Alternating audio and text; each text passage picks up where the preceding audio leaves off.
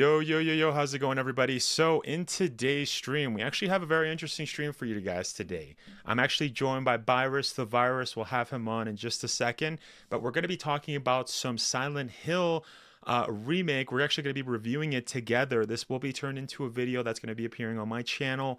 And then on top of that, we're also going to have, we're going to be talking about some Resident Evil news. So again, these will be turned into videos, so you guys are kind of getting the behind the scenes of how that's going to go. The final product will be edited, so even if you watch this live stream, make sure to go and support those videos as well. And yeah, but let me actually bring in Virus right now. 1 second, let me unmute him, and then we'll start this, guys. We'll start this. All right, what's up, Virus? How's it going? Well, this guy had me muted, chat. Can you believe me? I was screaming obscenities before we started. By the way, guys, let me know how the audio is. Let me know how the audio is as well, just so, because I did have to turn Virus down just a little, Virus is just too loud. No, I'm kidding. I am. I like to scream at the top of my lungs like a child. Yeah. But yeah, guys, so as mentioned, we're gonna be reviewing Silent Hill 2. So we're gonna be, as I always do my reviews, I usually go with we'll start with the spoiler-free section to start. For starters, I mean, I gotta say, like, I gotta say, oh, the other thing too, wait, before we start, we are live. So I will try to read the chat every once in a while. I am going to read every chat, by the way. It's just that, while we're talking or whatever, I won't be able to get it right away. But, huge shout out to Kay for stopping by, as well as Nostalgic Gamer and Rico as well. He says audio is great. Thank you, man. And Edgewix, what's up, man? Thank you so much, guys, for stopping by. I really appreciate it. Hey, Wesker, I used AI of Albert. That's awesome, Rico. Dude, you gotta, if you could send me him saying a couple of things, that'd be awesome. But which AI do you have of Albert? Because I was actually speaking with Rico a couple of, what was it, 2 weeks ago? 2 weeks ago when I was playing with Zomb, and he had AI voices of the professional and as well as Zomb. And he was making them say some really funny stuff. I told him, please don't do that for me, though. Please don't do that for me. Edric says, quick little fun fact, but there's an actual Silent Hill somewheres in Pennsylvania. I don't know where it is, but I found out from a channel called Exploring with Josh. Yeah, I did hear that it's actually based on a real place. I did hear that. Albert Wesker and Moby stream. Yeah. I see. I'll have to check that out. But anyways, yeah, guys, let's get started with the review. So as always, I like to start with spoiler-free section. For starters, I got to say, like, if you haven't played Silent Hill 2 Remake, it's definitely worth. If you're a survival horror fan, you know what? I also have to state, too, that I played Silent Hill 2 for the very first time just like a week and a half before the remake released. We did it on stream. It was I actually played it on the hardest difficulty, which I hear is not recommended. That was wild. Honestly, the game was kind of weird. I will say, like, the OG I'm referring to, the OG had like a system where they gave you a bunch of ammo and the enemies took a bunch of health, and sometimes the enemies would like take too much like hits. Like, there was one nurse that I freaking was hitting 25 times for her to freaking die. It was crazy. So that was a little, sometimes the game was hard and sometimes it was easy. But it was a fun experience. We did it on stream. That was a pretty hype stream. But yeah, so that was my first experience with Silent Hill 2, just a week before the remake released. And I got to say, the remake was fantastic. I mean, the first thing that I have to say is that it's definitely a reimagining. But what are your thoughts on it, Virus? Spoiler free. I loved it. I'm a Silent Hill fan myself, although I will admit the original games I never played much, mostly because growing up I was not allowed to. But I watched tons of videos, playthroughs, like deep dives. I used to watch all of that kind of stuff. So going into this game, I had a very fair idea of the original when I used to watch my cousin play back in the day. And it's honestly spectacular. I remember there was a lot of discourse online about it not looking great, and I was like, let them cook, man, let them cook, give it some time. I know you were one of those people that you were kind of debating about how it looked, and I'm like, no, man, trust, like, it'll look great. It wasn't about how it looked. it was more like I just did not like the combat. Like the combat looked like trash. And I will say, the combat is probably the weakest point of the game. Like I think there's Yeah, no I denying agree. the combat is jank. Like I will say, spoiler free, of course. There's certain enemies well where you like you'll hit, and I even posted this in like my 10 tips for Silent Hill, where there's like an invisible wall where like the literally like the enemy I can't hit the enemy. That would happen to me a lot. Well, like every now and then I'll say, just to be fair, but yeah, it was that was a little janky. So I wasn't really too much like critiquing the look of the game, but just the look of the combat. The combat didn't look good.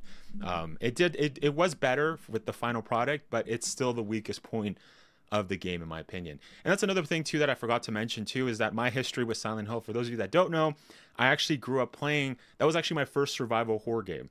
I was 5 years old. My mom rented Silent Hill. We played that, and she was playing it like till late. Like I think we were like 10 p.m. It was already dark, and I'm like, Mom, I gotta go to school. I can't continue. She was like, No, we gotta find the girl, right? We gotta find her. We're in the school. And I'm like, no, no, I don't want to, Mom. So I never beat it. Obviously, I rented it. I played it. That was my first survival horror experience. But I was never a big Silent Hill fan. But playing the OG and of Silent Hill 2 and the remake, I have to say, I am a fan. I am now a fan of Silent Hill. I also played the short message, but that's my only experience with the series. But yeah, I'll pass it off to you, Byrus. Yeah, what else did you do you recommend for people that haven't played Silent Hill? Like, do you think that they should play it? If you are a survival horror fan, listen, that's one of my favorite genres, like ever, and this game tackles it all amazingly. Like from the survival horror aspect, the psychological aspect of it, the characters are really well done. The combat, well, yes, is a little jank. You do get used to it after a while, but I think it makes sense for the story and the character that you play as James. He's not a combat aficionado like we get Leon and RE4. You know, he's not John Wick. Simple as that. Yeah. So he's just an everyday man who just doesn't really know how to shoot a gun, use a weapon, or really know how to attack people, which is fair because if you're put in a situation like this, you know, I get it. So I understand that it was probably more of a design choice than like anything else.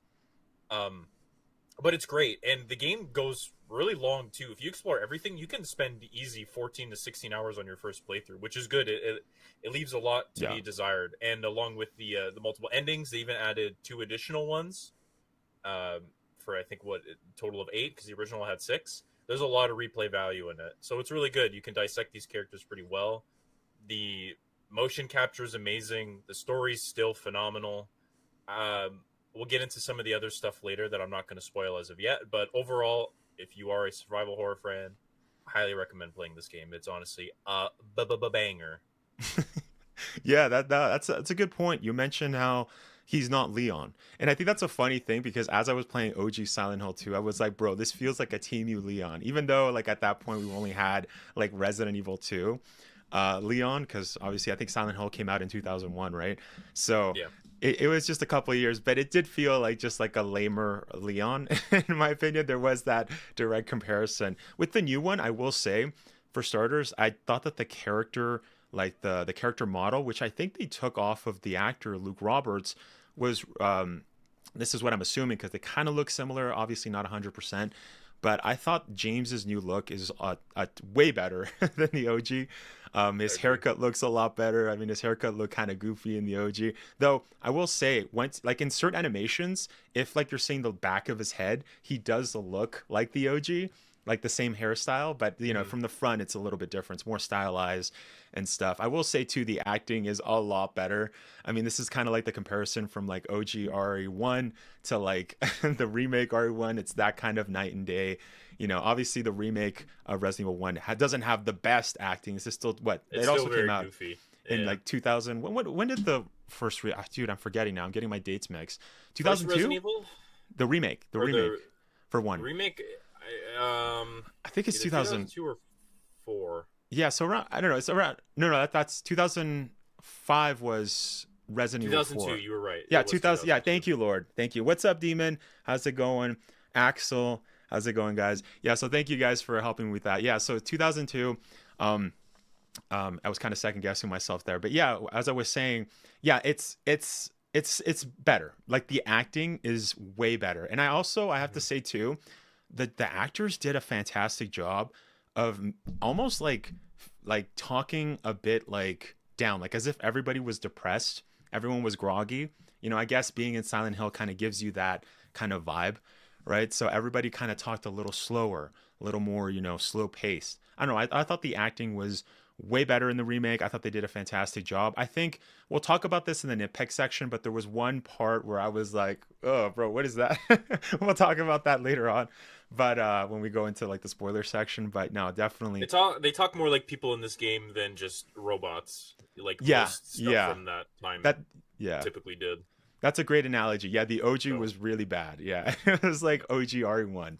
It's pretty bad stuff. But anyways, the other thing that I was also gonna mention too is that you mentioned how Leon in like the comparison with Leon and James, and how obviously James isn't a well-trained kind of operative or agent for the U.S. government. That's a good point, but I guess what I was mentioning is that more of just the design of the game. Like the combat of the game was kind of not great, in my opinion. We'll go over that a little more in detail with specific sections later on, but I mean that is a fair point that you bring up. James is not somebody that that has the same training as Leon, even though there's that one-to-one kind of comparison that a lot of people do. But I will say the remake did a fantastic job of kind of separating that, making James feel like his own character. I didn't really see any similarities to Leon in the remake. While in the OG Silent Hill, I don't know. I kept seeing like this just felt like Team You Leon. I don't know why. Maybe it's my first experience. Maybe that's all I had to kind of bounce off. But the remake, I think, his character stands on his own a little more. There's not that direct comparison. Obviously, for those of you that don't know, Silent Hill was inspired heavily by Resident Evil. So obviously you would have that kind of frame, that idea is valid, that obviously Konami wanted to have like their own kind of Leon character.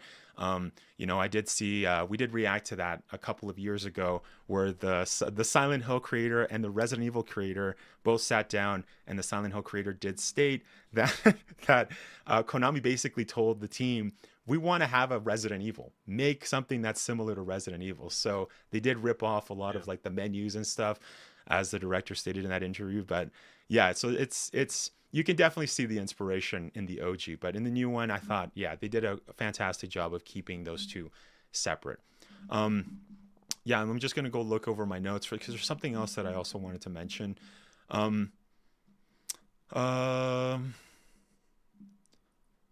Let's see. Oh yeah. The other thing too that I have to mention, and as mentioned, I'm very new to the Silent Hill series. Like this, I've only beaten Silent Hill OG, Silent Hill 2, and the remake, and also the short message. And one thing that since that was basically my first experience beating the game, I found it very interesting that in both of those games, it almost felt like going into Silent Hill. Well, I don't want to get too much into spoilers, so maybe we'll go over that a little later. But one thing that I'll say is that Silent Hill is a very interesting place. Obviously, my understanding of Silent Hill, and please correct me if I'm wrong, to my knowledge, it almost seems as if Silent Hill is very kind of open-ended, so everyone can have their own interpretation. But my interpretation of it is that it's kind of a purgatory. And it's kind of a purgatory, a place where people kind of reflect and find out about themselves, right? So they go through this location and they find out more about themselves. It's not heaven, it's not hell. It doesn't give me that vibe. It's more like just like a place in between, where it's like a place before people get to those locations, right? Of course, this is something that I don't really go over too much on the channel because Resident Evil doesn't really go into the paranormal side of things. And so Silent Hill is super paranormal. So obviously bringing those kind of topics of heaven and hell, it kind of brings me, it brings out those kinds of topics, definitely. But yeah, it's a very interesting survival horror that I definitely recommend. So guys, if you're a Resident Evil fan and you haven't experienced Silent Hill, you gotta play Silent Hill 2 specifically, because like I said, I haven't played the others, only the first one, the second one, and the short message. But yeah, Silent Hill 2 is definitely recommended. I think that's, yeah. Oh, the other thing too that I have to mention is that oh, thank you so much. Yeah. By the way, guys, I am gonna be stopping for some liquids. I was actually sick for what you would call it for 2 weeks with the C virus. That's why my voice sounds a little tired and stuff. So I will be drinking some liquids throughout the whole thing. Maybe I'll take a break. I'll let you guys know. But obviously, if we're going to be talking for a long time, I do have to take care of my voice because I can't continue doing a podcast for that. But the other thing that there's only two things that I want to I want to mention is that the game kind of gave me a lot of vibes of other survival horror games. And I don't know if you felt this, Virus. I kind of got Last of Us vibes. I got Alone in the Dark vibes. I got Alan Wake, obviously, because Alan Wake seems to be inspired by Silent Hill. But what I mean is that, and also Dead Space, but it's just a lot of the mechanics and also like just the feeling or different, mostly the mechanics of those games. Like for example, Last of Us, where when you see Joel kind of picking up stuff, there's like a big circle button. I kind of felt that with this game. It kind of felt very similar to the way those characters would grab stuff. Some of the puzzles were very similar to Alone in the Dark, which of course Alone in the Dark did inspire Resident Evil, and Resident Evil inspired Silent Hill. But it's interesting how all of those games kind of inspired Silent Hill, right? Like the newer games. So I don't know if you felt that too, Byrus. Did you kind of have that same connection or no? So to piggyback off that thought, I feel like it's kind of hard to reinvent the wheel, especially when it comes to survival horror, because there's only so many elements that can be portrayed in those sorts of games. Yeah. Again, like the Last of Us thing now, I think it's very modernized for them to have like a little indicator above an item so you can actually pick it up instead of it like blending into the screen or flashing white. Mind you, I guess they still kind of do that. But yeah, it's kind of hard to reinvent the wheel, especially nowadays when these games have been around for 20, almost 30 odd years, where they take the elements from these traditional games and either remaking them or making spin-offs. Like again, like recently I played like Hollow Body, and it's like more or less just like a 1-for-1 Silent Hill type game. Yeah. And they take a lot of those elements that you kind of don't really need to change. Again, if it's not broke, don't fix it. So I see what you're getting at. Personally, I was just entranced with the game as a whole that I didn't even really think about that. But now that you pointed it out, I do see that perspective. Yeah, like there's definitely some instances where they pick and take things from these other games that have worked successfully, and then they merge it into this one to kind of make it a more modern experience. Yeah. That's just what I got off of it. Yeah. But yeah, like there's not really too much to say there. At least from my point of view, right? Yeah, it's definitely not a negative for me. If anything, I thought it was kind of it was a good thing, because it obviously seems like Blooper Team was really that is the company name, right? Blooper Team. Blooper Team, yeah. Yeah, Blooper or Bloober. Is it Bloober? Bloober, Bloober. Okay, yeah, Bloober. Yeah, thank you. Yeah, because I wasn't sure. Yeah, Bloober. I thought they did a fantastic job of just kind of seeing what works and kind of incorporating that into kind of like a Frankenstein of a game. Well, it's not really Frankenstein. It's more like just an inspiration. It's not a direct copy, in my opinion. Like, for example, like the combat was kind of similar to Callisto Protocol, which, that's where I kind of got the Dead Space. Obviously, the OG did have a stomp mechanic, but it was a lot more jank in that one. While this one, it felt nice. Like the same stomp feeling that you played in Dead Space, I really liked in Silent Hill 2 Remake. Mm-hmm. In fact, if you guys caught that stream, the first time I was playing Silent Hill, I was kind of I was kind of over stomping. I ain't gonna lie. I was kind of over stomping just because it's fun. Yeah. It was really good. Yeah. Thank you, Lord, for Bloober. Yeah. We'll catch up with chats, by the way, guys.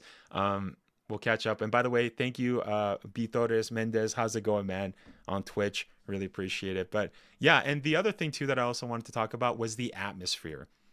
Dang, the atmosphere was one of the best parts of the game. Yeah. The sound design and combined with the atmosphere, I thought was crazy. It was crazy good. Like for example, sometimes without spoiling, sometimes you'd be walking in a location and you'll hear like boss music, or you'll hear like someone almost like walking, like you'll hear steps or something, or you'll hear like the radio and you'll hear like muffled like noises, or if you're going by a bathroom you'll hear like you'll just hear it's like the game is always messing with you almost. So you kind of have to, if you're playing the game for the very first time, don't trust the audio. Just don't. Like, Yeah, that's where that psychological aspect comes into play, right? Yeah. Like you can cut the tension at some points in the game with a knife. It's so thick. Yeah, yeah. Or it's almost crazy, like yeah. I actually mentioned that in my tips video, but it's like, yeah, if you're hearing boss music or you're hearing sounds everywhere, just don't listen to it, because obviously you can't always trust it. That's where the psychological part like kind of messes with you, because you'll be walking in a hallway and you'll hear all this sound. And you'll be like, okay, someone's gonna jump at me, but then nothing jumps at you. Nothing happens. Yeah. And it's like, yo, that's crazy. So that's one of the best parts of the game. But yeah, and then I also have to mention too the nurses. The nurses. I got to mention the nurses, guys. That's the other thing. Got to talk about. The nurses are kind of a pain, but they're also one of the things that I like. But anyways, now we'll move on to the spoiler section. So guys, if you guys, we are going to be talking about Resident Evil news later on in the video, or in the stream, I should say.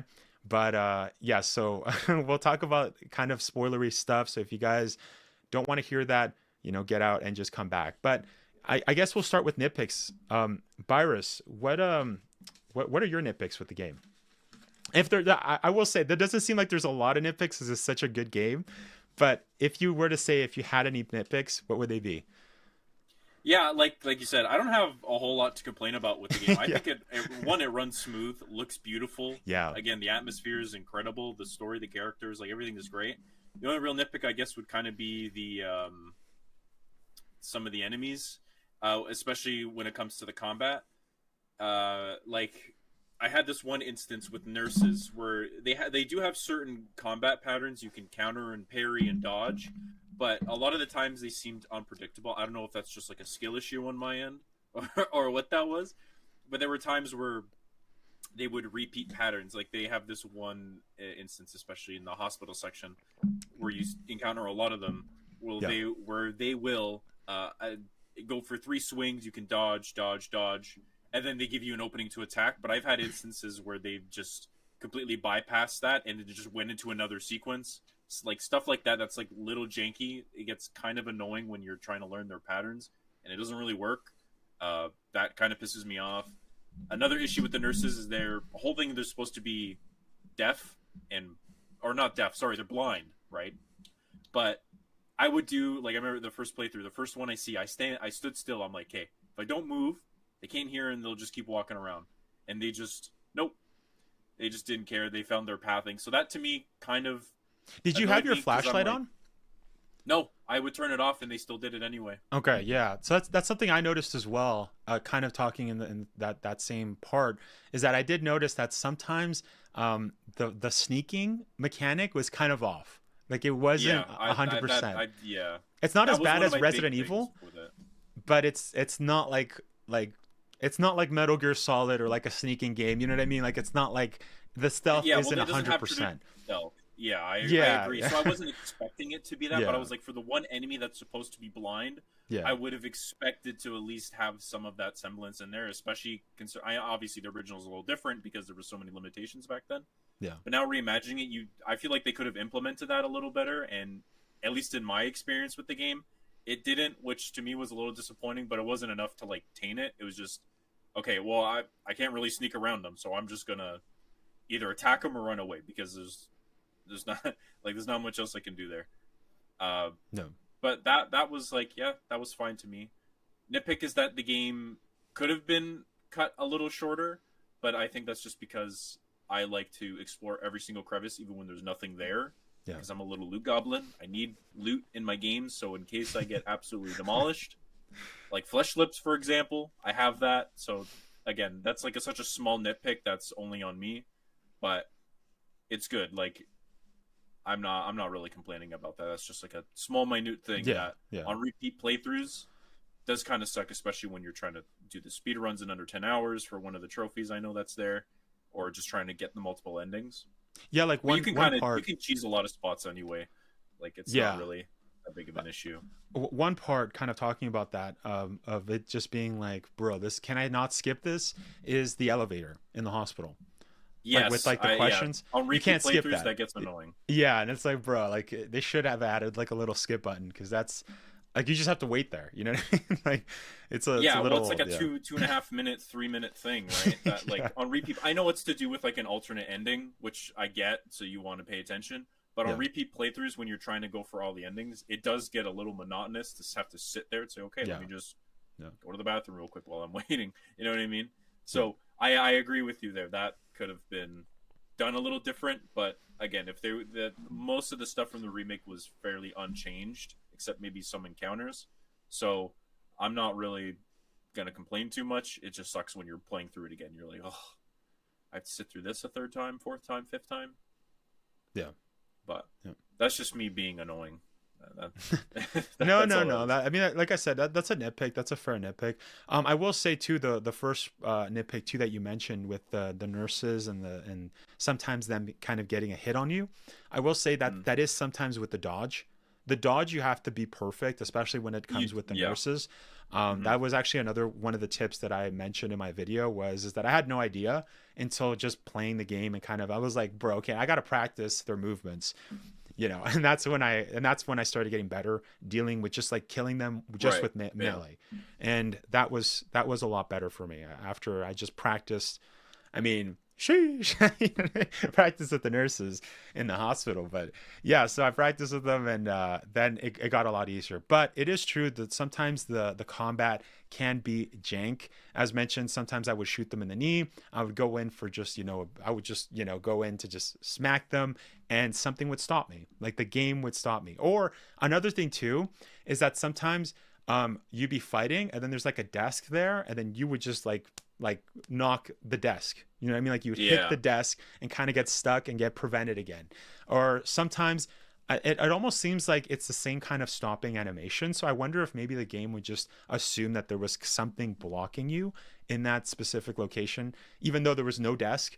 Like it almost felt like sometimes there was something that was preventing you from kind of doing a finishing blow. So that, and then the other thing too, I got to talk about the New Game Plus. Yo, what the frick was that? Yo, why does the game give you a chainsaw for just beating the game once? I thought that, I'm sorry, but I think this goes a little bit beyond a nitpick for me, but I was kind of pissed off at that because the chainsaw is so OP. And for me personally, I think it would have been better if the game had given you the OP weapon after you had beat the game on hard, or if you got like maybe 7 of the 8 endings or 8 of the, you got all of the endings. That's definitely some kind of it's definitely a weapon that I would reserve for an end game kind of reward. After beating the game, you get the OP weapon, right? Like exactly how Resident Evil does it, right? Like even with RE4 remake, which released in 2023, you had to beat the game on like the hardest difficulty, right? Or like professional or hardcore on S+. I think it was professional on and get like an A rank at least, right? I mean, if I'm not mistaken, I think you had to do that to unlock the sweeper, the Chicago sweeper. Yeah. Which was, it's not the best weapon, but it's a gun that makes, runs really easy because you can get infinite ammo with it. So that was something that I really liked about RE. Obviously, even RE2, even RE3 remake, the end game rewards are good, right? Like it's something that you can get. RE3 was a bit different where they kind of made you like pay and stuff, but it was still good. But even if we look at RE2, like didn't you need to beat the game on hardcore, get an S or something S plus to get like the infinite LE5 or the infinite like ATM, I believe, like the rocket launcher or whatever. Like those are things that I think make the game a lot better because it just adds to the replayability. It's almost like it kind of just makes you want to beat the game again and again and again to get a better time, get better at the game, learn the mechanics, learn the enemy placements, and kind of know the routes of where to go faster. I didn't really get that with Silent Hill 2, honestly. When they just gave me the OP chainsaw just for beating the game once, it kind of felt like I just all skill just went out the window. You know what I mean? So, for example, if you beat the game on easy and then you do a New Game Plus and you want to do it on hard, with the chainsaw, you're not really doing it on hard. You know what I mean? So I was also not a fan of the game kind of not rewarding you for beating the game on hardcore. And the OG was kind of like this as well. like to my knowledge. I mean, I only got like I got the best ending for the OG Silent Hill 2, but it honestly, it felt like I didn't get anything for beating it. I also wasn't a big fan of kind of picking the puzzle level and then picking the difficulty level. You know what I mean? Like that almost makes like it's almost like a custom difficulty. You know, like I think the option is fine, but kind of like if you look at games like Baldur's Gate 3, they have a custom feature where you can actually just pick what difficulty you want to do. It kind of felt like that, but I also think they should just have like normal, easy, normal, hard, whatever harder difficulties, so that then, you know, you get trophies for that. You know, you get a reward, or you get like the OP chainsaw after beating the game on hardcore, you know, on hard. Something like that, right? Because I don't know, for me, I didn't appreciate that the game gave me such an OP weapon just for beating it once. I don't know, did you feel that as well? Did it dilute the game for you, or was it just, maybe it's just me? To me, it didn't, because it was like that in the original as well. As soon as you start New Game Plus, that's there immediately, and I think it's just to give you kind of a break and feel. Oh, the OG was like that too? It was like that too. Yeah. Oh, okay, they I didn't you even a know. chainsaw after you beat the game once. I see. Okay, so yeah, they're just as soon as redoing you start that. a new game, it gives you the chainsaw regardless. If you were to just start like a new game as is, then you obviously wouldn't get it. It's just like a New Game Plus type thing that you could also use to get the alternate endings to make things a little easier if you wanted. Yeah. So again, it's like it's there. You don't have to use it. There are some downsides to the chainsaw because it is a little slow. Yeah, but it's like animation where he stands around like Juliet from Lollipop Chainsaw. Is his hand on his hip and like, have you seen that? No, I have. I've only seen the Texas Chainsaw, like the Leatherface one, where he goes yeah, like, he does that too. But yeah, but the thing I was going to mention was I didn't know that this was an OG problem. So I guess again, I would have to put this in the nitpick section, just because this doesn't seem like it's a new problem. This is definitely an old problem. Thank you for letting me know, Virus. And that's why I have Virus here, by the way, is because I just became a Silent Hill fan, so I don't know all of like the lore or all of the other games and stuff. And I guess that's something else too that I kind of enjoyed too, is that there was kind of mentions of other games in that, like for example the hotel room. But I guess we'll go over that a little later. But kind of going on with the other things that I had, I kind of mentioned at the start in the spoiler-free section that there was a section where the acting was a bit weird, and that was when this is the only time, by the way, where I was like, this is kind of cringe. I don't know what's happening here, but it's in the hospital. So after James goes into Otherworld, and then he's kind of in the basement, and he reunites with Maria. I don't know if you remember that scene where he's like the pyramid shape. Yeah, exactly. Yeah, right before you find the rings and stuff. He's like, James is like, "Oh, Mary," and then he's like, "Oh, it's just you, Maria. Anyways," and she's like, "Anyways," and that scene was, I don't know what it was. I think it was more of like the timing. It almost felt like Maria was kind of slowed down, like almost as if the actors weren't in the same room together, and whoever edited that scene was a bit weird. Like it was a bit strange. It made the scene weird, but yeah, I don't know. That scene did not do it for me. And again, that's just a nitpick. That's not something that I'm like, oh, the game sucks because of that. But yeah, it was just that section. The other thing too that I have to mention as well is the puzzles. I will say Silent Hill. Now, I've only played Silent Hill on the hardest difficulty, on the hardest puzzle section, the hardest puzzle difficulty. So I don't know if this is just because I'm playing it on the hardest difficulty, but the puzzles are trash. This is also in the OG. I was playing the OG and I was like, the puzzles are complete trash. But when the remake, depending on the difficulty of the game, the puzzles get more and more obscure that you need a fucking lexicon to understand what some of them mean. Yeah, well, I hear you. It's a little. They're riddles you more or less have to understand, and I know they kind of have that with the noose puzzle section in the prison. Yeah, I saw your video, and you were like, "What the hell is this?" You're like, and it's true. I played the OG, and the OG, that section wasn't that like it didn't have that many words, and it felt like the remake just like gave you, like for example, like even like the apartment section, like the box or whatever, like with the medallions that you put in, that section. For the remake, I don't know. Again, maybe it's because I played on hard, but correct me if I'm wrong, Virus. That one, I had to do like 6 riddles, and I was like, "What the frick is this?" I was like, "What?" Like same thing with the news puzzle. Like, didn't you have to do it like 6 times or whatever? You had to like put everything together, and it was just more. It just felt longer. Yeah, the noose puzzle you can kind of figure out a little bit quicker. To be honest, I took a little bit more time on the apartment one because I assumed you had to get multiple medallions to fit there, but you're telling the story of how it works. So if you do like the man, the woman, and then the snake, or then the sword, and then the gravestone, whatever. Like I missed that at first, and I was like, okay, I have to be missing another medallion. So I ran over for another like 45 minutes looking for it. Then I realized, I went back, I'm like, hold on, let me just try and see if I can solve this as is. And then I ended up solving it first. And I was like, oh shit. It was that the whole time? That just, I guess, was me not really experiencing those puzzles myself. So if you had played the game before, you probably would have known that.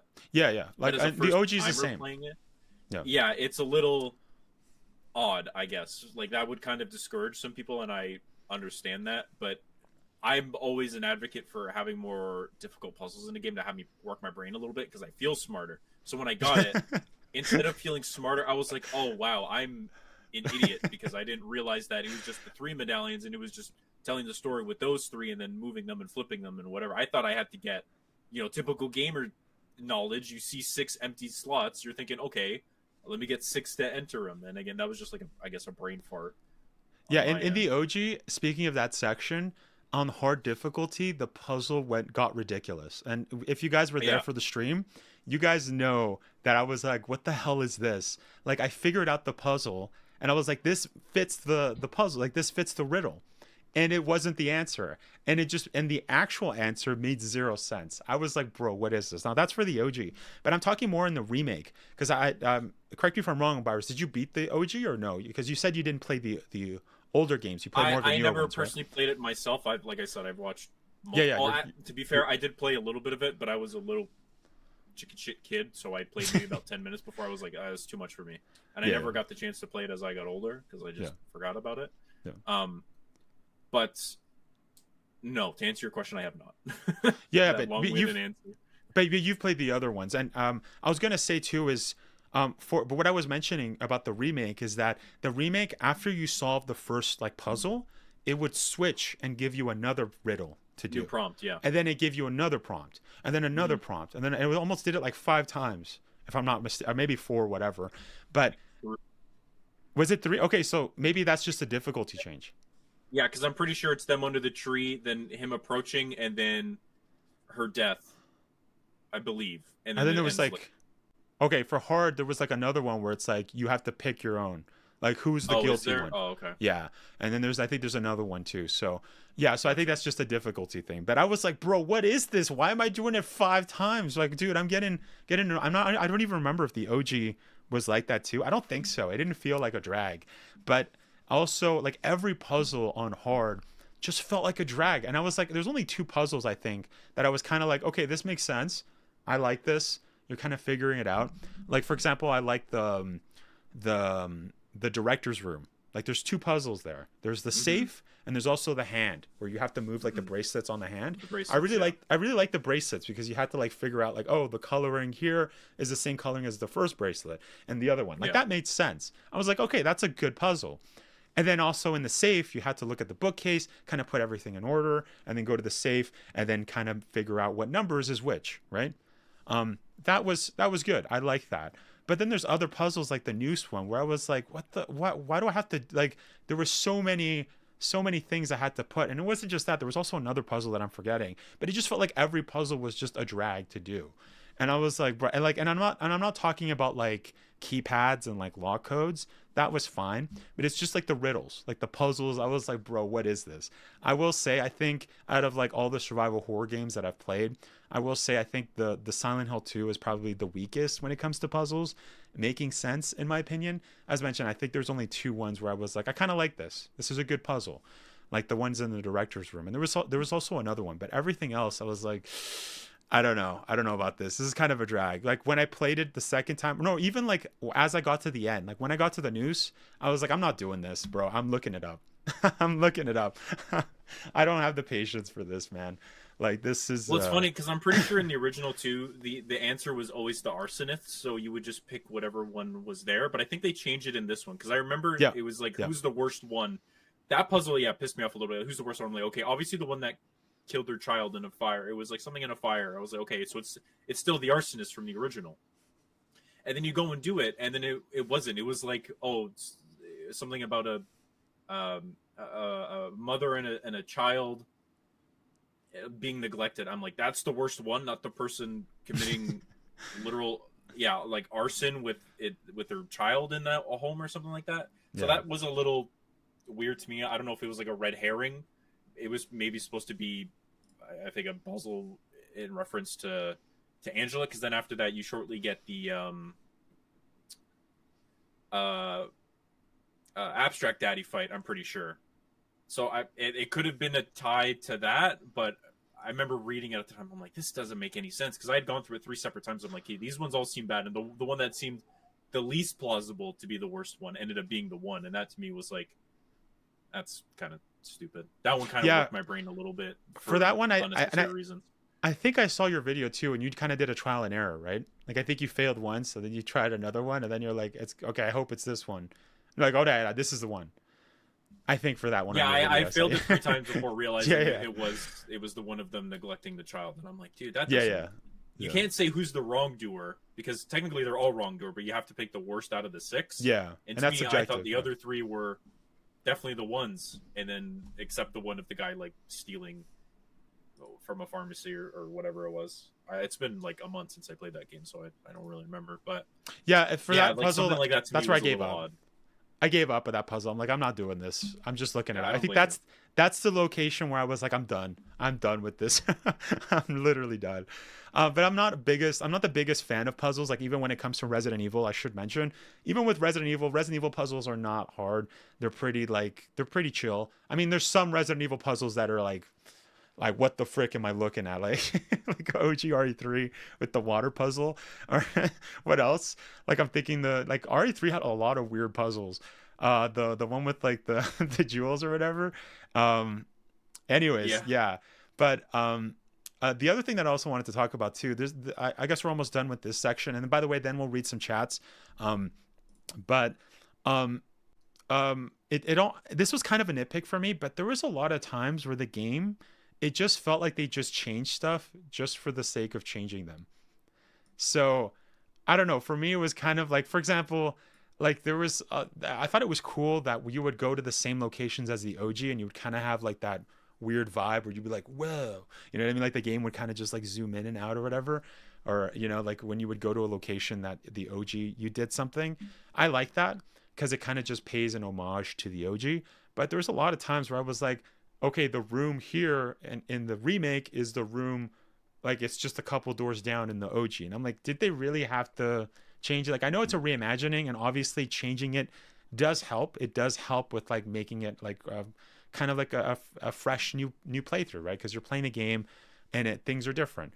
But one thing that I kind of liked about the Resident Evil remakes or Resident Evil reimaginings is that sometimes they wouldn't change stuff that wasn't really needed. Like, even if you're looking at like OG or like the first Resident Evil remake, you know what I mean? So I don't know if did you feel that as well, or is that just a me kind of a thing? Like, I don't know. I felt like sometimes. I can't say I had a complaint about that really. Yeah.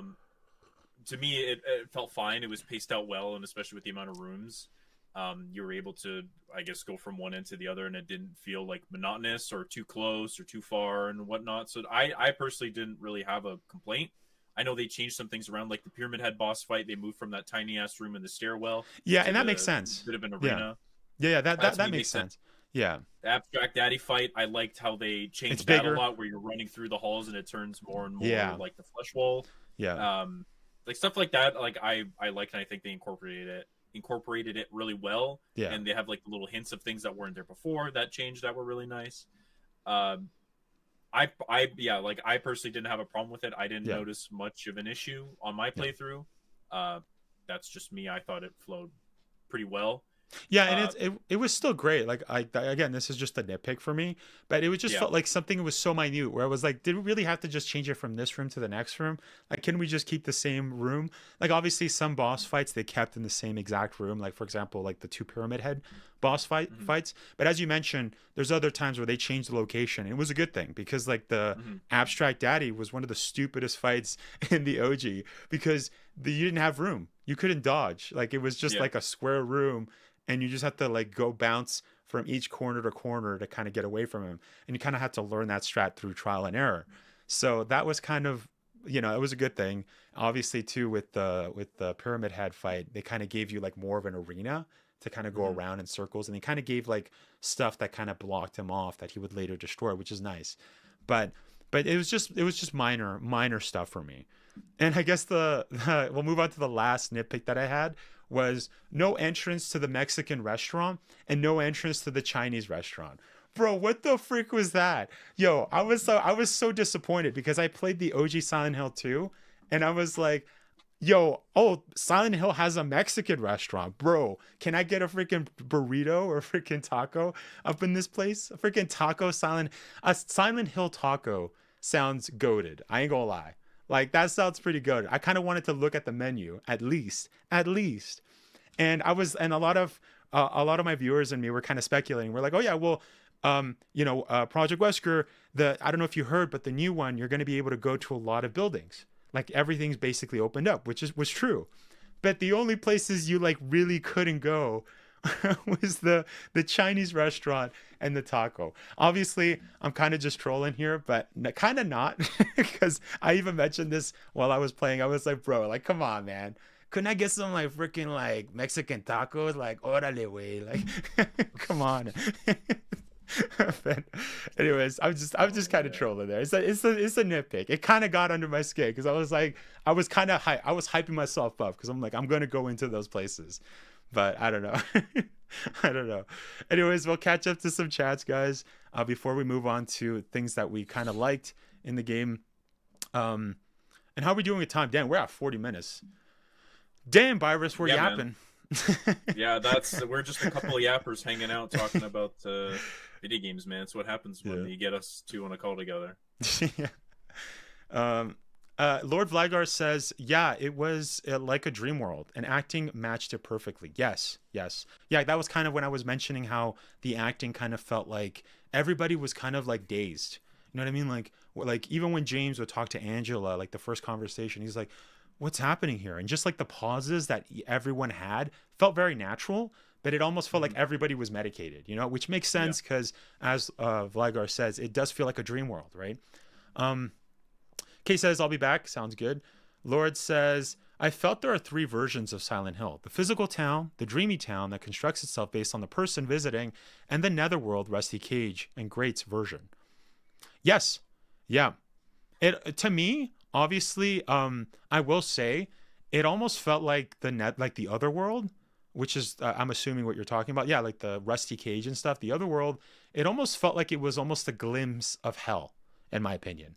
Like it felt very hellish. Everything looked disgusting. It looked gross. It didn't look nice. But what are your thoughts on that, Virus? With the differences? No, I agree. It's basically like their own. I know Silent Hill, it can technically, depending on the person, be their own personal hell. But I think when the overworld takes over, it's them like in their deepest parts of their psyche, really. Yeah, the worst part. I guess basically the worst part of it, trying to maneuver around it.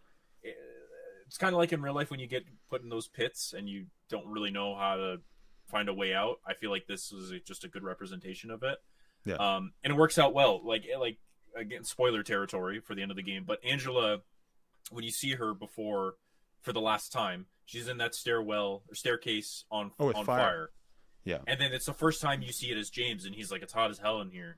And then she's come to the realization, oh, you see it too. For me, it's always like this. That's her version of Silent Hill, right? Loris is always like, there's monsters running about. Like, what monsters? Yada yada. And in Silent Hill 3 with Heather and I forget what his name is.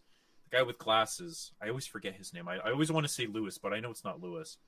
But he's always like, oh, there's monsters running around everywhere, and he's always like, oh, monsters. They look like monsters to you. So it manifests everything that isn't typically. It's personalized. Isn't there, and it's personalized to what you see, right? And it all depends on the themes that the game is playing. And again, Silent Hill does a really good job of doing that. You may not see it at face value, but once you start dissecting the characters, the world, and the enemy designs a bit more, you can tell it's all individually to what they see. And the other world, I think, is a good representation of that too. And kind of adding to that too, because that's a very good point, Virus, about everything being personalized. But it almost seems like in the abstract daddy fight, everything was in the other world.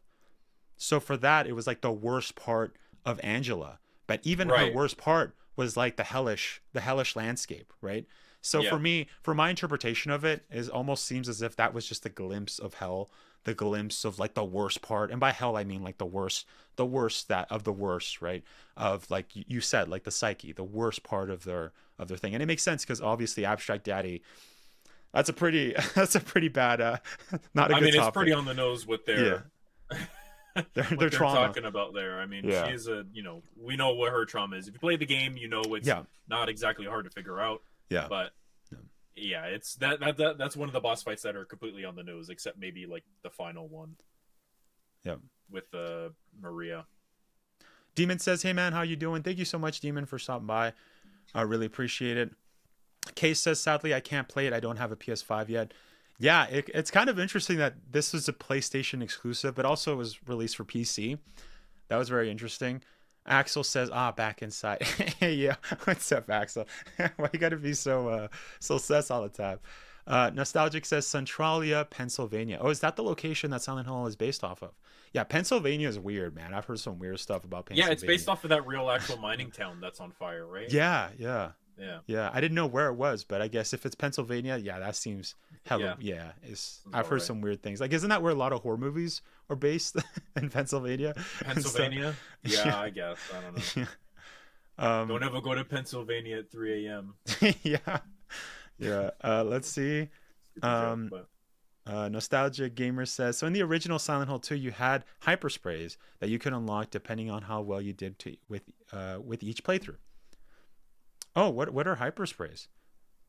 You can unlock depending. Oh, is that like a thing? Sorry, like I said, guys, I'm not too familiar with Silent Hill. This is basically my first experience, the OG and the Silent. I only got one ending for both. I'm actually doing the alien, the UFO ending right now. That's what I'm doing.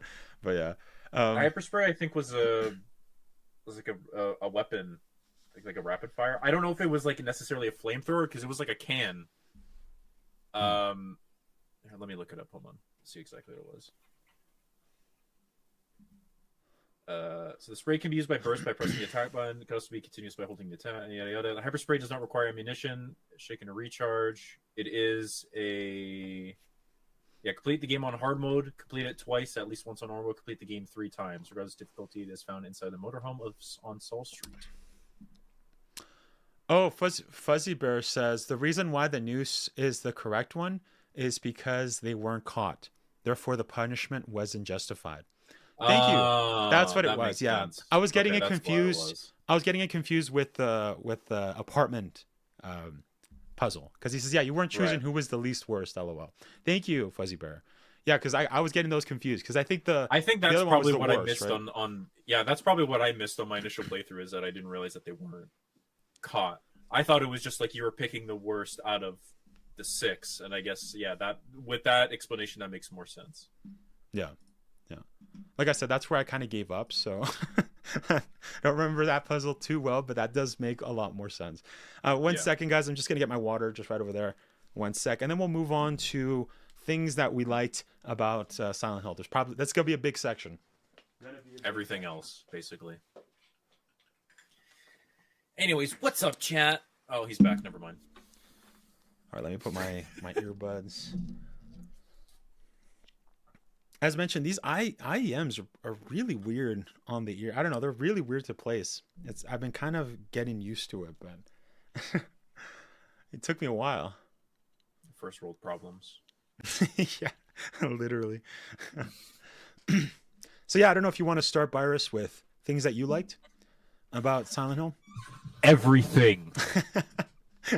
No, it's so good. The game overall is fantastic. I love like the little details as the game goes on. James gets more and more decrepit, depressed, and malnourished. You see the bags under his eyes. His beard starts to grow out. Angela, if you notice, because she's very anxiety-ridden, if you're going to photo mode, which I know doesn't exist in the game yet, but with PC mods it does. You can see her fingernails are completely bitten off. The little nods like in Heaven's Night, where he's clearly a recovering alcoholic, offers him the drink. He's like, he doesn't have to say, sorry, I don't drink anymore. It's just like subtle details. I'm good. He sits there, his hands are shaking, like wanting to take a sip. I didn't even notice that. Details are so good. Yeah, they're so good. So yeah, good. there's so many. Yeah, there's so many good ones. Characters are great. Some of the face models, like I know for Angela, she looks a little off at points, like especially at the beginning of the game. I think she looks weird, but as the game goes on, you kind of get used to her. We don't make fun of Angela on this side, by the way. Wait, what? So if you make fun of her, I will bully you. No, actually, I don't know why people were saying had such an issue with Angela. That was weird for me because I was like, people she looks her age.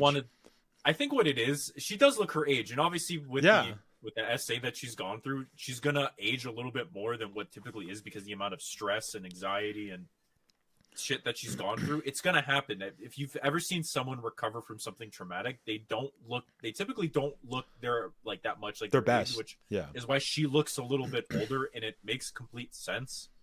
So I don't have complaints about that. I think it's just weird that people always want them to look more sexualized, like prettier and sexier, and I think that's really effing weird in my opinion. Especially, I know that was a big thing on Twitter. People were talking about it. They're like, if you think that the SA victim needs to look sexier, then you are missing the entire point of the character, and two, you are just flat out a weirdo.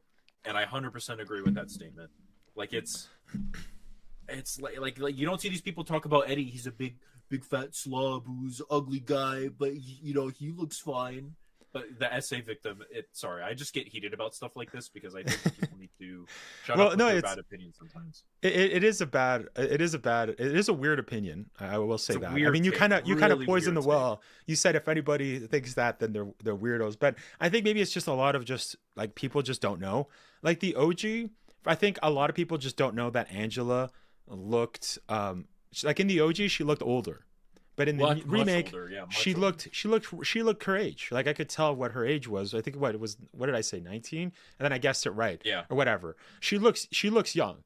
Like she doesn't look old. And obviously everybody I thought did a fantastic job with the character models, especially with Angela and James. They look very sad, very depressed, almost like, I guess in Spanish there's a word, and I'm assuming in Portuguese it's similar, but almost pobrecito. I don't know if you... Yeah, pobrecito, yeah. Yeah, pobrecito. Everybody looks very sad, very like pathetic, like very, but not pathetic in a bad way, but almost just very sad. You know what I mean? I don't know what the direct translation of that would be, but I guess just that, right? Just everybody look very like that. Yeah, like a little sad thing is. Yeah, I know what you mean. Just like always looking frail, I guess would be another word for it. Well, in the OG, you couldn't really have that with the graphics in 200001, so everybody just looked like James and Angela looked the same. Like they looked like they were the same. Looked like the same base model. Yeah. So you know what I mean? So I think just people didn't play the OG, and then when they came to the remake, they kind of just, you know what I mean? They just assumed like, oh, this chick has to be hotter. You know what I mean? So I think maybe that's why.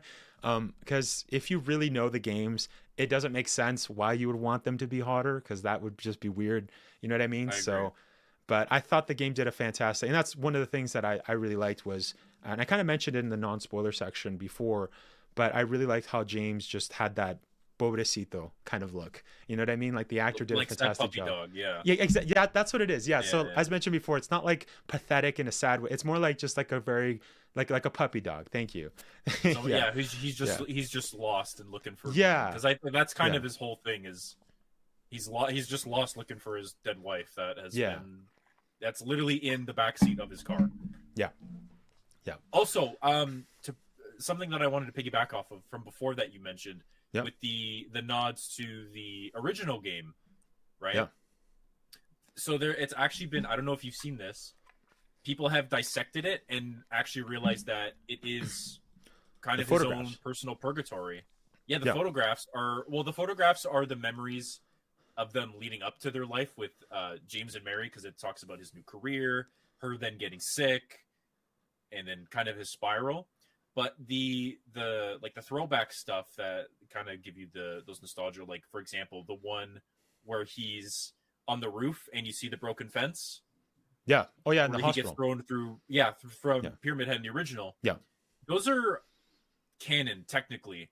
From what I read, that there was a dissection that someone did off of, I can't remember if it was the photographs or it was something, but it reads out, "You've been here for 20 years" or something like that. And all that was the player photographs models that you see dead. That was the photograph. So if you collect all of those mementos, like photographs, if you put them all, then that's when the 20 years things kind of like that, yeah, which is pretty cool that they made it that way. That he's still suffering every single time, no matter what ending you get. He just keeps reliving the same version of hell, or I guess his personal hell. And another point too that I think someone also brought in my comment section, but I don't remember where specifically. And sorry that I don't remember the specific person, but this is something that I also noticed just by me playing the second time.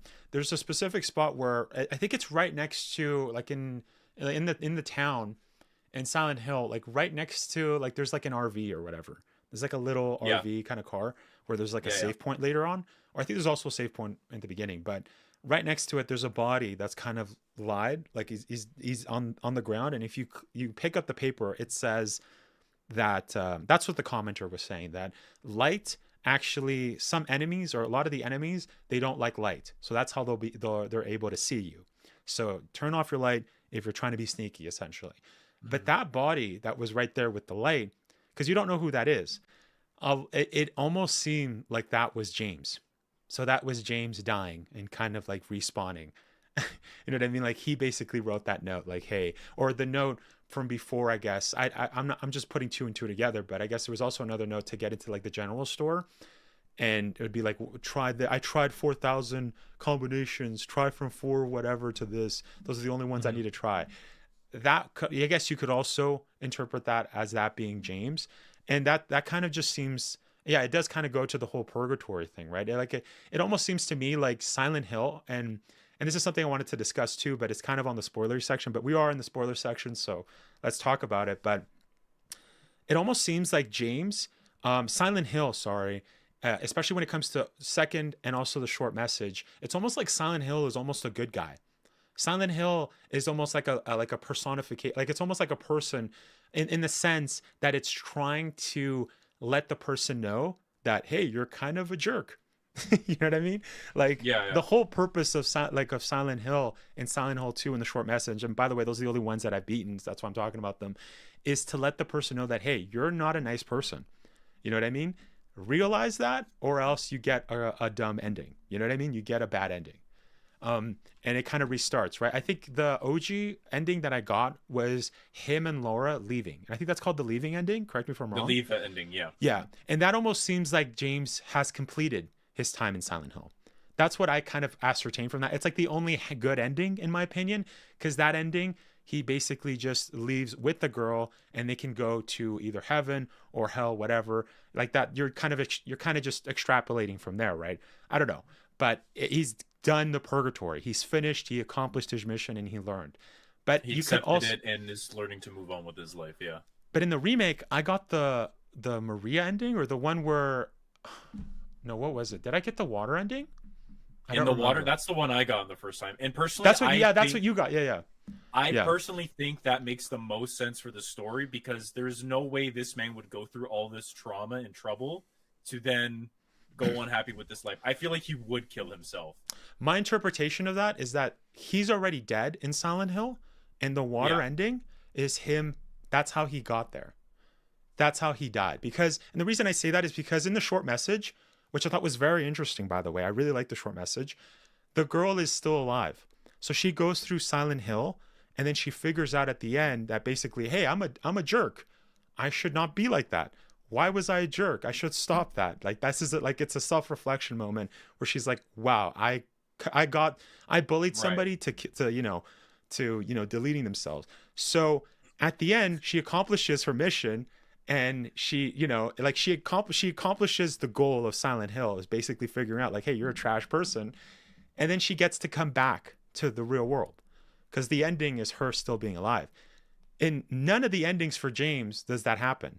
where he actually, you see him coming back to the real world, because even in the Leave ending, he's still in the foggy Silent Hill in the cemetery. Yeah. And also, we never know how he got there, because we only see him kind of looking really like shocked and washing his face or whatever, or looking at the mirror, you know what I mean, in the bathroom. So for me, I took it, and again, this is what I kind of like about Silent Hill, is that there's also, it's kind of up to you to kind of put together, even though for most stories, for most stories, I hate that, but with Silent Hill, for some reason, it makes sense.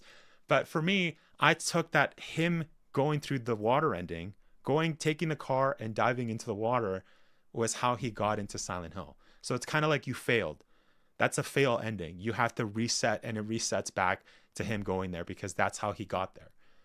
Because we never see him alive. But that's just my interpretation. What do you think of that, Virus? I can definitely see that. I just think that that's it's not a fulfilling ending. It's not a good ending, obviously, but to me, it like makes sense in my canon. Yeah. Because after everything this man went through, both physically, emotionally, with his wife, I don't feel like this man would have a happy ending. I just don't think it's in his character to have a good one. Even the Maria ending's not that happy. He just lives his life now in Silent Hill with Maria. But then again, if it's like the purgatory aspect of it, which they've kind of alluded to with the photographs, he just keeps reliving this trauma over and over and over again, trying to make things change. It's basically the definition of insanity, right? Yeah, exactly. Over and over and again, him kind of responding. He never will. And doing it again. Yeah, exactly. Yeah. And that would explain the 20 years. Because he can't take what he did back. She's dead. Even if he accepts it, he's still stuck there, because he's still not a great person. Even though, yes, he killed her and she kind of wanted to be dead, but also didn't want to be dead. So he felt like he was doing her a favor, but it was justified in his head.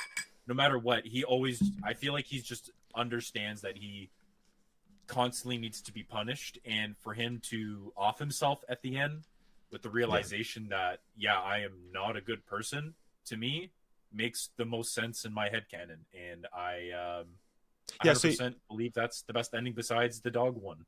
Yeah, so your interpretation of it, or your understanding, is that James is unredeemable.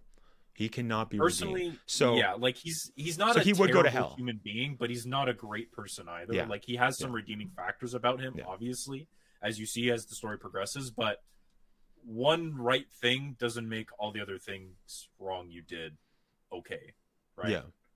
That's just, I guess, how I see it. As much as it's kind of like, for example, obviously two different ends of the spectrum, but like Joel in The Last of Us Part 1, the man, he is so far removed from humanity, it's insane. He is not a good person. He will do anything to survive and protect people that he, loves, which I understand in this world makes sense. You kind of need to do that. Yeah. But just because yes, of course, he's a good guy. He's teaching Ellie to swim. He's there for all these big moments. And you can see he's a big, loving, caring dad, because he had his, spoilers for The Last of Us, his daughter taken away. You haven't played it. The game's been out for fucking 12 years, so get on it. But he's he's not a good person no matter what, but you sympathize and you understand it because you start to learn this character. That's kind of how I feel about James. He's not a good person, but I sympathize with him because I've seen his trauma. I understand what he's going through. I know his story, right? So it's, again, not a good person. He's not really redeemable, but you can sympathize with his actions and why he did what he did and why he feels this way, and also understand why he is here, because at the same time, he fully deserves to be living this nightmare, right? Yeah. So it's... And it's interesting. You can kind of take it as you will, but that's just how I see it, right? No, I agree, because even as he's going through the world, there's one scene where he's like, I'm not like you. When he's like talking to Angela, when Angela's with like the knife on the floor, he's like, I'm not like you. And it's like, no, you are. you're just as trash of a person as we don't know everyone's backstory. I mean, maybe there's secrets that I haven't found, and correct me if I'm wrong, maybe but I don't know why Laura is in there. Obviously Laura's a little punk, so obviously she must have done something to be in Silent Hill, you know what I mean? So but it wasn't at the same degree as James or the others, because she's not seeing stuff, you know what I mean? So what I think, again, I could be wrong, because I'm pretty sure this information's out there, but this is how I see it. Yeah. Laura was one of the patients with Mary, and she doesn't age, because they ask how old she is. She's like, I'm 9. Her birthday was 3 years ago from the aspect of thing, because that's how long he thinks she's been dead, but she hasn't. Right, so I think she's just there to also kind of find out what happened to Mary. Now, I don't remember if Laura is technically dead. Also, Yeah, I can think obviously so. easily look this up, but we'll leave it. No, open I think so, because and let the chat get involved. But because here's I'm the pretty thing. sure Yeah. she was also a patient there with Mary in the hospital. No, she was. Yeah, I think she states that Mary visits her in the hospital. But kind of going back to your point on her not aging, that's kind of a given for me, and this is kind of just something that I kind of knew beforehand, is that people that are in purgatory, like if you're dead, you don't age, right? Again, this is going into like paranormal stuff, but this would kind of be the same kind of, like, obviously, if James has been stuck there for 20 years and he's been doing this loop, right, of this purgatory loop, because he hasn't learned his lesson, unless you get the good ending, right, or leave ending, where he kind of leaves that and then he goes off to another. That's my interpretation. But if he's been there for that long, he's not an old man. You know what I mean? He's still, what is he, like 28 or 29? I don't know. Yeah, he's like in his late 20s at least. I'm pretty sure.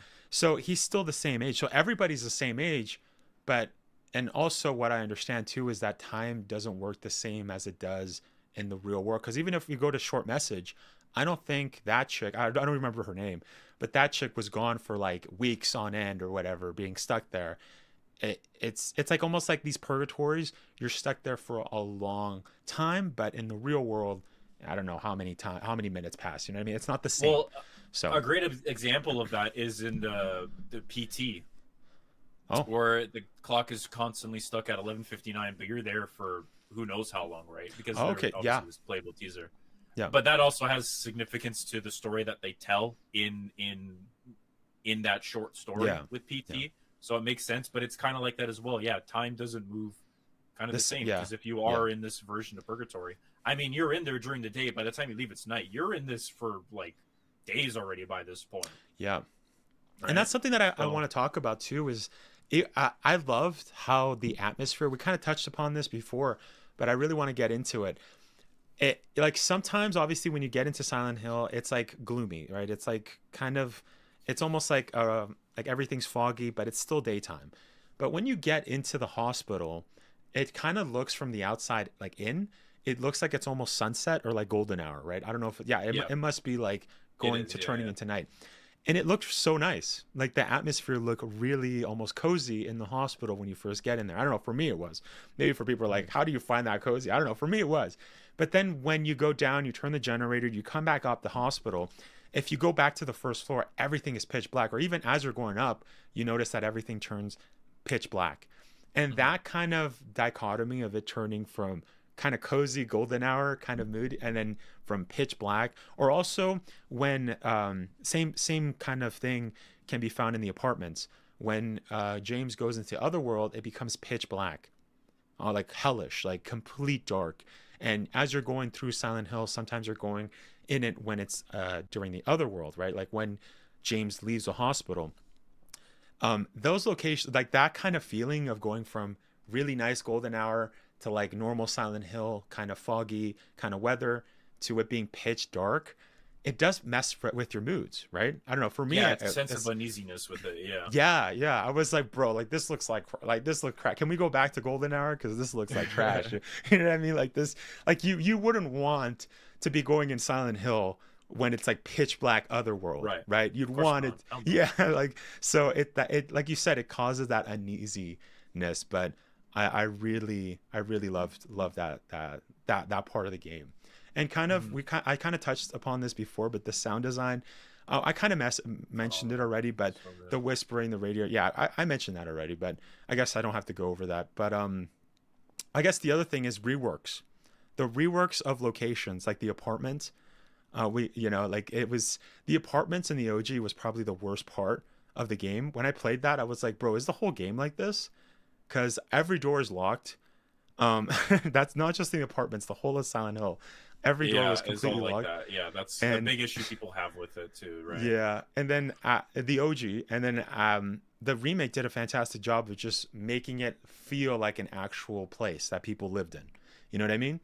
While the OG felt just weird. It didn't look like an actual location to me. Like an. I will say though, one thing I did like there are still a lot of locked doors in this game, which I find it funny if you open up 50 locked or try to open 50 locked doors to get an achievement. But I will say that I like how they utilize the locked doors, especially in the apartments. Specifically, I think the third floor does it really well, where they merge rooms together, where you'll either go in through a crevice or a crack in the wall. You go in through there and find another locked door, which you open to then. So they all kind of have a use in this game. Obviously, you still have some doors, like specifically in the hotel, where some doors are just locked and you can't do anything with them. The apartments have that too, but I think it's utilized a lot better in this game than it is in the original. And I think it leads to make it feel, like you said, more like alive, like people have lived here. And I think that helps add with the uneasiness. Like, people used to live here, and now that it's a complete ghost town, it really adds to that psychological thing of, okay, what happened here initially and what is kind of going on now that is making, I guess, this imagination come to life, sort of deal. And I think they do it really well. Bloober Team, honestly, they fucking killed it, man. Pardon my French. No, they did. I'm and kind of speaking about that, you mentioned how it felt, well, that's kind of what I was saying, was that it just felt like actual people lived there. I mean, the OG didn't feel like it was just like it almost felt like just weird, like just the like the layout of stuff was weird. But kind of piggybacking on what you were saying, the level design was great, in my opinion, way better than the OG. I couldn't stand the OG, how everything was locked, and I was like, bro, why am I clicking this door? Like, just tell me that it's locked, because I'm wasting time looking at the text. I'm like, dude, this is like the 150th door by the apartment. I was like, bro, this is dumb. I was like, what the frick is happening here? Well, in the remake, like you said, you could go to, like, you would go into separate locations, or as mentioned before too, like they opened up the city a lot more. Obviously, they didn't open the Chinese restaurant or the Mexican restaurant, which I'm still salty about. but no, everything, like, just going into like the bar looked better.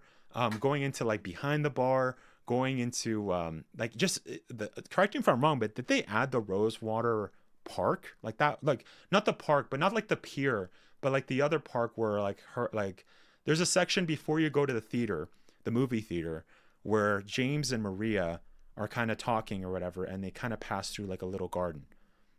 Right. I forgot the name of it. Yeah, the statue. Was that Rosewater I don't Park, think that was that in the OG? I don't think so. Yeah, because that's where you first meet Maria, is in the gazebo. No. But you go to your special place, one of the special places you guys had together, and it was in the park. I'm pretty sure. I mean, correct me if I'm wrong. Yeah, I don't know. I'm yeah, sure that was there. Like I said, I only beat it once, and it was just a week before, so maybe I'm just not remembering correctly. But they also did an unnecessary change also. And this was something that I was kind of talking about before, where I couldn't think of an example of something that they changed that was like, did they really have to change this? Was the location of where you kind of had that scene with the fat guy. What's his name? Eddie. They changed it for the movie theater, while in the OG was in Pete's Bolorama. Like, did they really have to change that? Like, really? Like, and also, correct me if I'm wrong, but also in the OG, Heavenly Nights, like the strip club, wasn't it below Pete's Bolorama? Well, in the remake, they kind of just changed it so that it kind of fits the layout. So they moved it more to the right. They changed the location of that, but funny enough, if you go back to one of the throwback areas, the original Heaven's Night is still there with the sign that's like kind of broken. Oh, okay. Pete's Bolorama, if you end up going there separately, there's a few instances that are funny. One, you find the pizza line. Yeah. So it's like you sit there and eat pizza, and if you go there with Maria, in the original she said, "I'll wait outside. I don't like bowling." But in this one, she's like, "Why would I wait outside?" And he's like, "Oh, I don't know, just a thought." Oh, I didn't do. I was gonna do that. So it's cool. Yeah. They still have those moments in there, which I personally appreciate. I know people in the original games will be like, "That's cool." Like, even though it's changed. And I get to make the experience feel maybe a little bit fresher, a little newer. Yeah. Is fair. But it felt unnecessary. Like they still left those nods there. Yeah, exactly. Yeah. So but it's cool that they completely empty that they got rid of it, but they still have those. Yeah. It's good. They did a good job with it. Because now Maria says in the movie theater, like, "I hate movies" or something like that, right? It's like a similar line. Well, she can't go in. Maybe I couldn't remember. But I know now she actively can't get in because she helped James get in. But you might be right about the movie line. don't really recall. But for me, that was just like going back to the nitpick section. That was just something that I was like, what did they really have to change it? Like Pete's Bolorama seems pretty classic, you know what I mean? Like it's a pretty nostalgic location. Speaking of nitpick, the prison, oh my goodness, it is egregious. Wait, you didn't like the prison? I love the prison. I did not like the prison at all. Like, it's cool the first time you're there, but dude, after an hour being there, I'm like, honestly, the tight spaces, the amount of fucking crawling you hear in my ears because they're all over the goddamn place, the way it's structured, and after a while, it just started to piss me off. And I'm like, repeat playthroughs, I will absolutely hate coming back here. The Labyrinth, a little bit too, because the problem is, I never liked the Labyrinth. And the Labyrinth also pisses me off. But I understand that it's dark for the reason to add dread, but like please let me see something. These hallways are so goddamn narrow, I already can't see jack shit as it is. Let me see something, please. And then they have that's like the OG, which I thought was kind of cool, but it was still like anyway, that's my 2 cents on the latter half of the game. The Labyrinth is also just kind of a mess. Yeah, it's supposed to be like crazy. Like Maria's cutscene. That's really it. Oh yeah, when she's like, "Come over here, James," or yeah. That was weird when she started being all sexual and stuff. I was like, "All right, calm down, Maria." Sheesh. Well, that's kind of her character because that's how James kind of So yeah, but I'm just mentioning like my first ever encounter. I was like, "Bro, what is this?" I see what you. Yeah, I hear what you're saying though. It's like, hey, chill, Maria, chill. Hey, yo, in this place of all places, what the? Well, I mean, she was like that from the very first time that you meet her, right? Like she's like, "I'm warm," or whatever. But but that one she was like really forward. I was like, "Calm down, Maria. I thought I just saw you die, and now you're alive, and you want okay." And you're already bricked up. But kind of going back to what you were saying with the prison, that's something that I actually liked. The prison in the OG was very dark, very claustrophobic. Well, I will say one thing. I've never been scared playing Silent Hill games. I don't really get scared. Oh, we lost Virus. We lost him. Wait, did you come back? Sorry, I'm here. My camera flicks out once in a while. I noticed today. My bad. All right, no worries. Let me know if you can fix it or if you want to reconnect. Yeah, no, I think we're good for now. No need to worry. Oh yeah, but I noticed it just auto turns off and I have to go in my Logitech thing and just click it on. It's weird. I see. But yeah, as I was saying, I really like the prison because the OG was just like it was very just it was almost it felt very boring. Like it just felt like 2 hallways, another like the big area where you do the you didn't do the news puzzle in the big area in the OG. You did like a different puzzle where it almost looked like it was almost Aztec or Mayan stuff, like structures or whatever.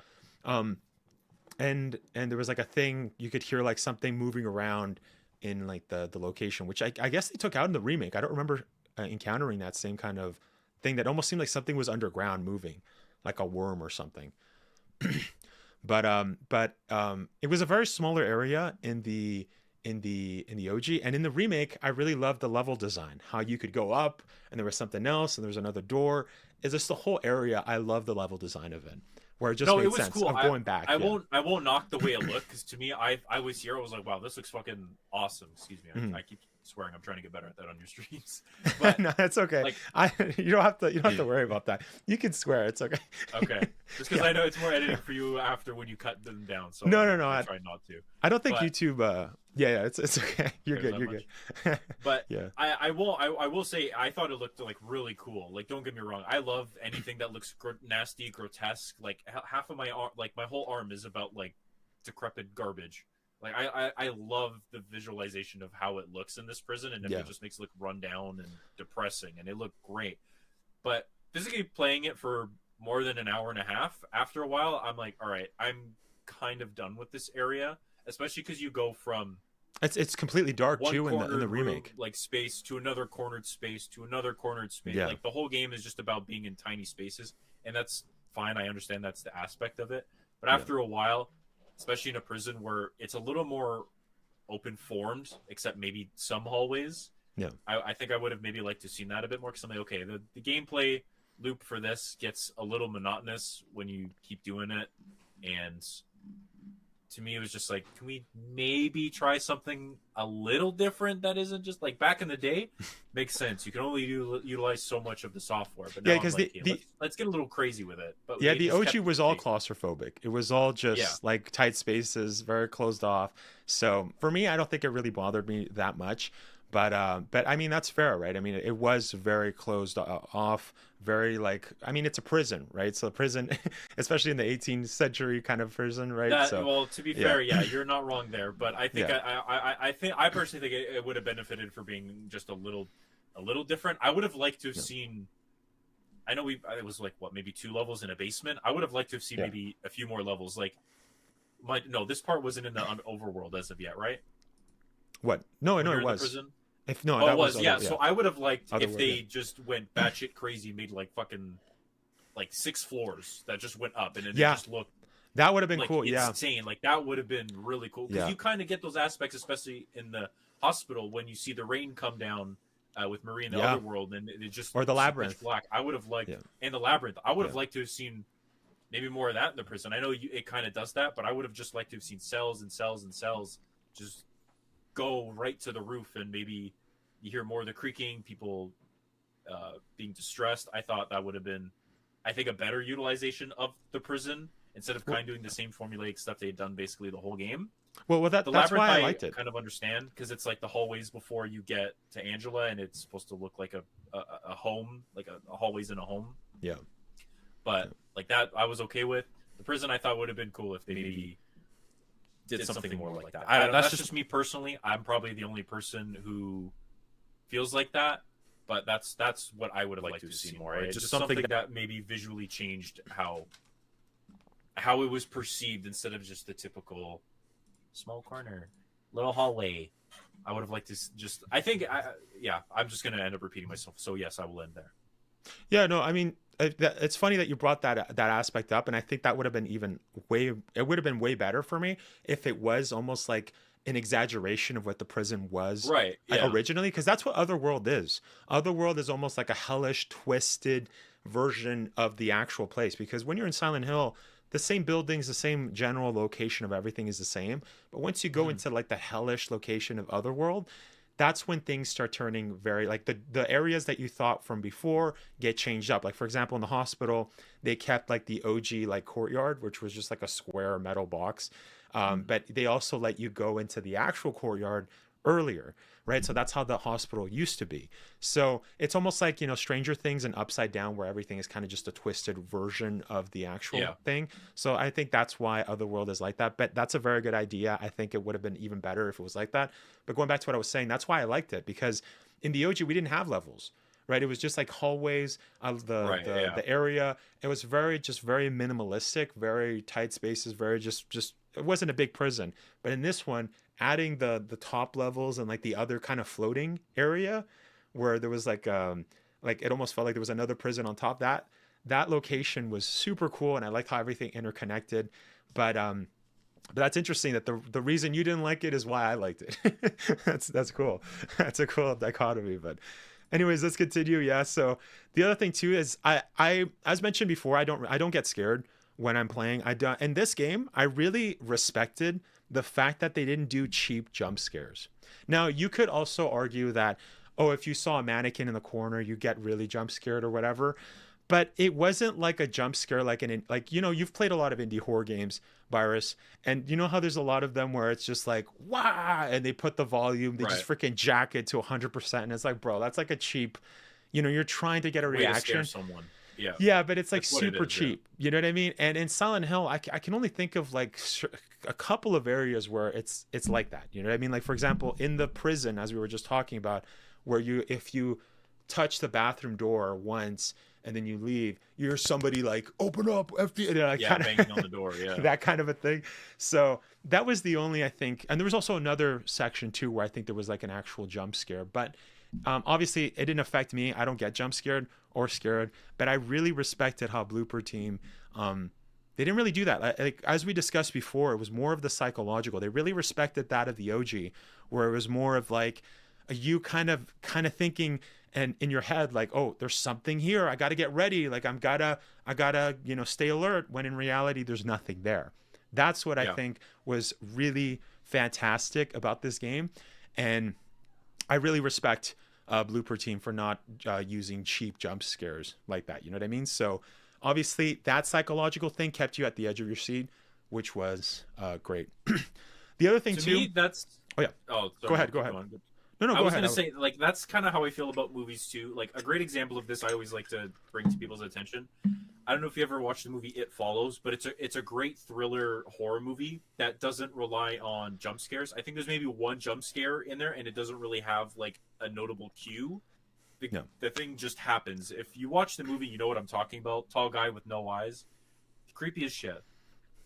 But a movie like The Conjuring, where it's left, right, left, right, like all these different horror movies, especially like these PG-13 rated ones, are kind of like that. And some horror games do that because most people don't really know how to build tension. If you can build tension and just give me the sense of hopelessness, or as most people say, disempowerment, it is a phenomenal way to build tension. Because I can get, like, the jump scares don't scare me. What pisses me off is a loud noise that I'm not expecting. Yeah.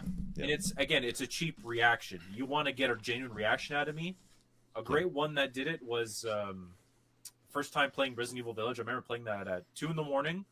Was not expecting the House Beneviento stuff. I know you have very strong opinions about Village and no, 7. but it's a good first experience. But that's a good way to do it. Yeah, like if you're not like, the whole game goes just basically action shooter, right? Yeah. And then you get this one aspect that just immediately grounds you. No weapons, no nothing, and you're pitch black in the dark with the baby monster you can't see. That is a great way to do horror.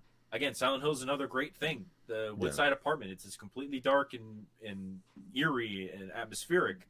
You get into room 209, you hear the whispering in your ear, it scratches that certain aspect of your brain. You're like, oh man, like that, like you get chills. Like that is a great way, in my opinion, to build tension. To build tension. Like I don't need the jump scares, I don't need the loud noises. Yeah.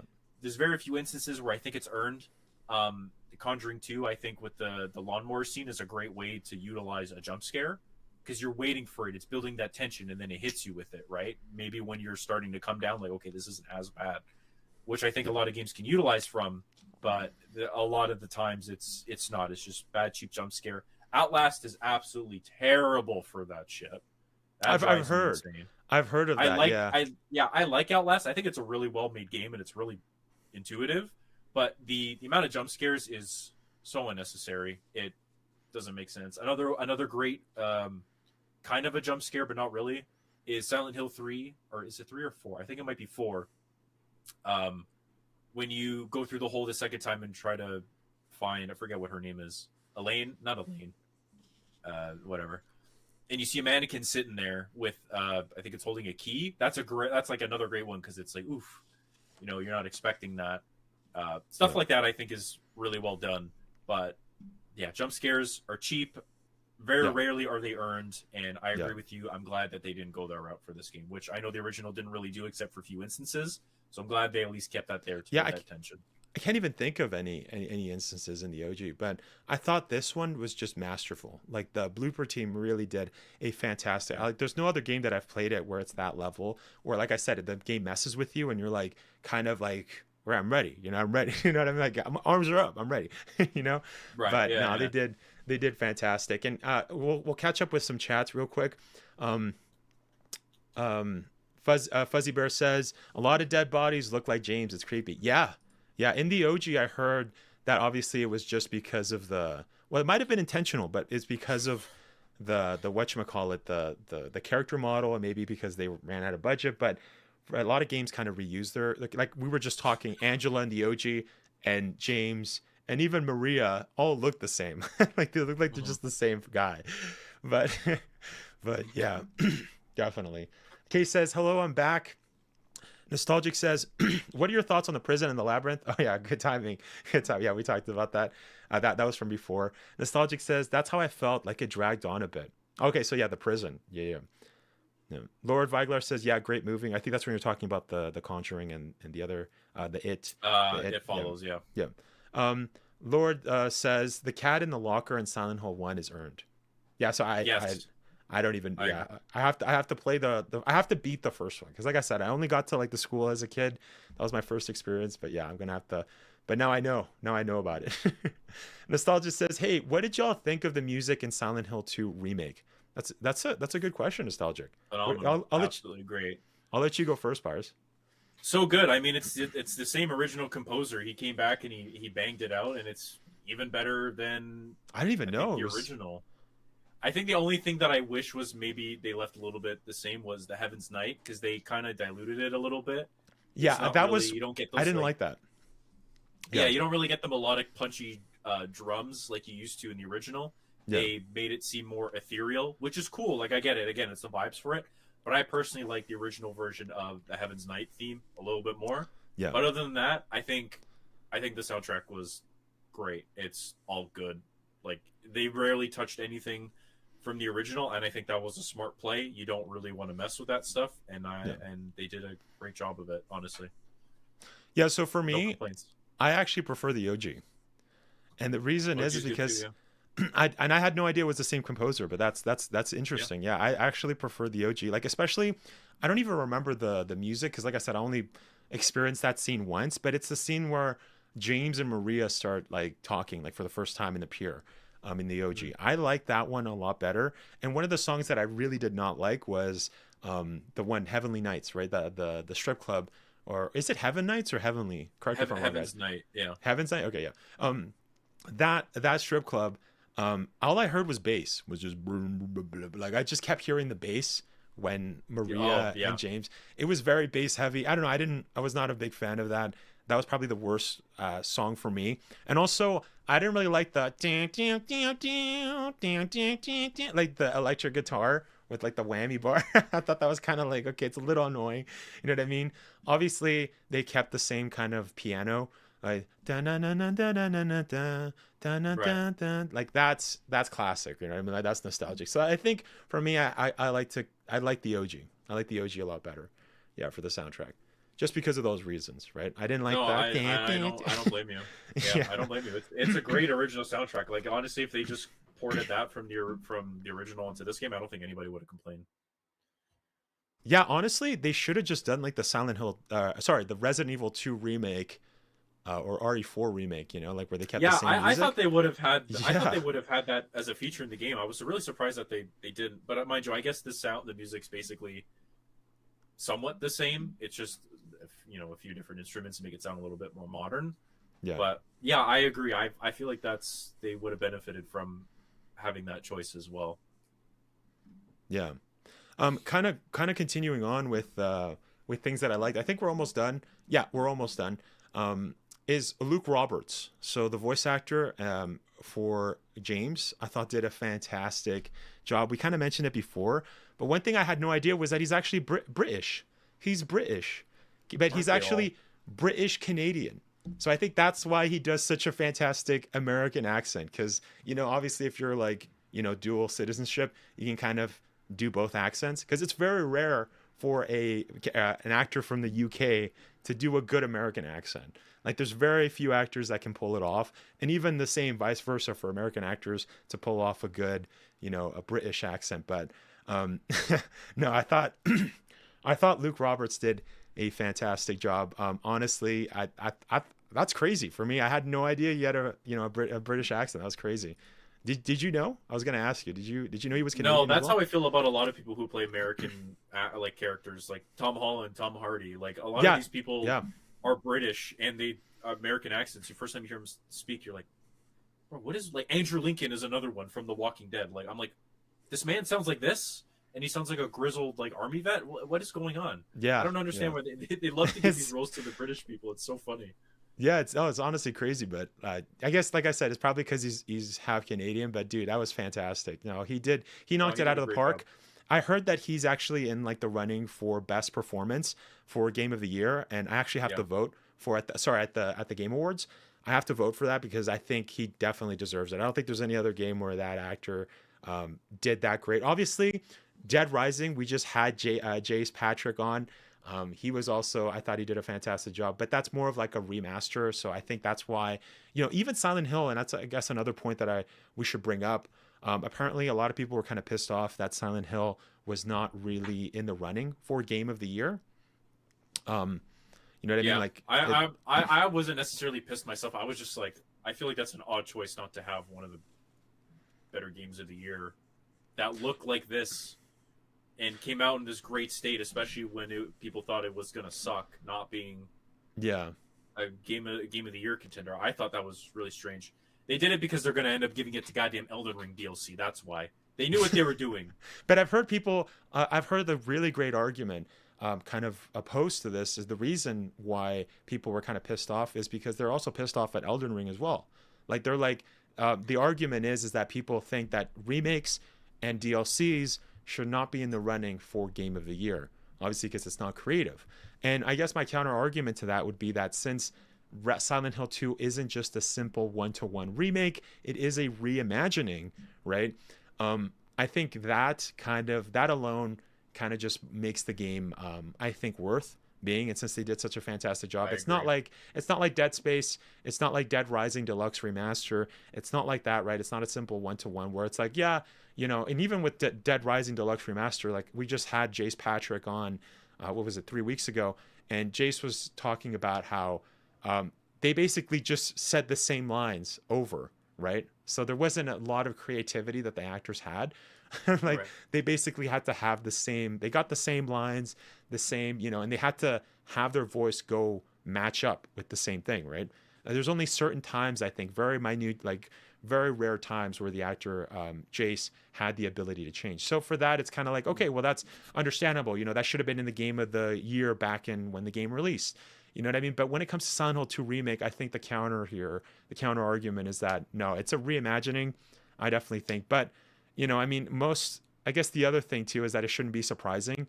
Silent Hill does have a tendency of, survival horror or just horror games in general do have a tendency of getting snubbed at award shows, right? Yeah, always. I mean, so... I mean, that's why you can clearly tell that it's not their favorite genre to include in those yeah, awards, which I think is insane because some of the best games come from survival horror. Yeah, in my opinion, but I don't know. Yeah, like even RE4, what was it last year? It didn't get nominated for that. I think it got nominated for best sound design. Like, it was weird. I was like, bro, what? Yeah, Well, I know Silent Hill, I think, is also being nominated in that category as well as. But that makes sense. Best voice actor for. What's his name? You just said it and I forgot. Luke Roberts. Yeah, Luke Roberts. Thank you. Yeah. So, who I'm definitely voting for. Yeah, hopefully he wins. He killed it. He did a great job. Yeah, but yeah. So I guess that's is that everything that I wanted to talk? Did you have anything else you wanted to mention, by the way? For things, I think I got everything. Silent Hill 1 remake before Silent Hill 3 remake, but I want them both anyway. Yeah, it is strange that they went with Silent Hill 2, but correct me if I'm wrong, is Silent Hill 2 like the RE2 of Silent Hill? Is it just like everybody loves it, like it's the best? Or like, because I don't know too much about Silent Hill. It's the most renowned game. I know people regard 2, I think, higher than 3 because it's a more compelling story, but I know a lot of people really like 3. 1 is kind of underrated, and I think 4 is as well. I think what the issue with 4 is the gameplay loop is a little monotonous. And it's, you literally go through the game sequentially, and then near the second half of the game, you go right back through again. So I think that's what taints a lot of people from 4.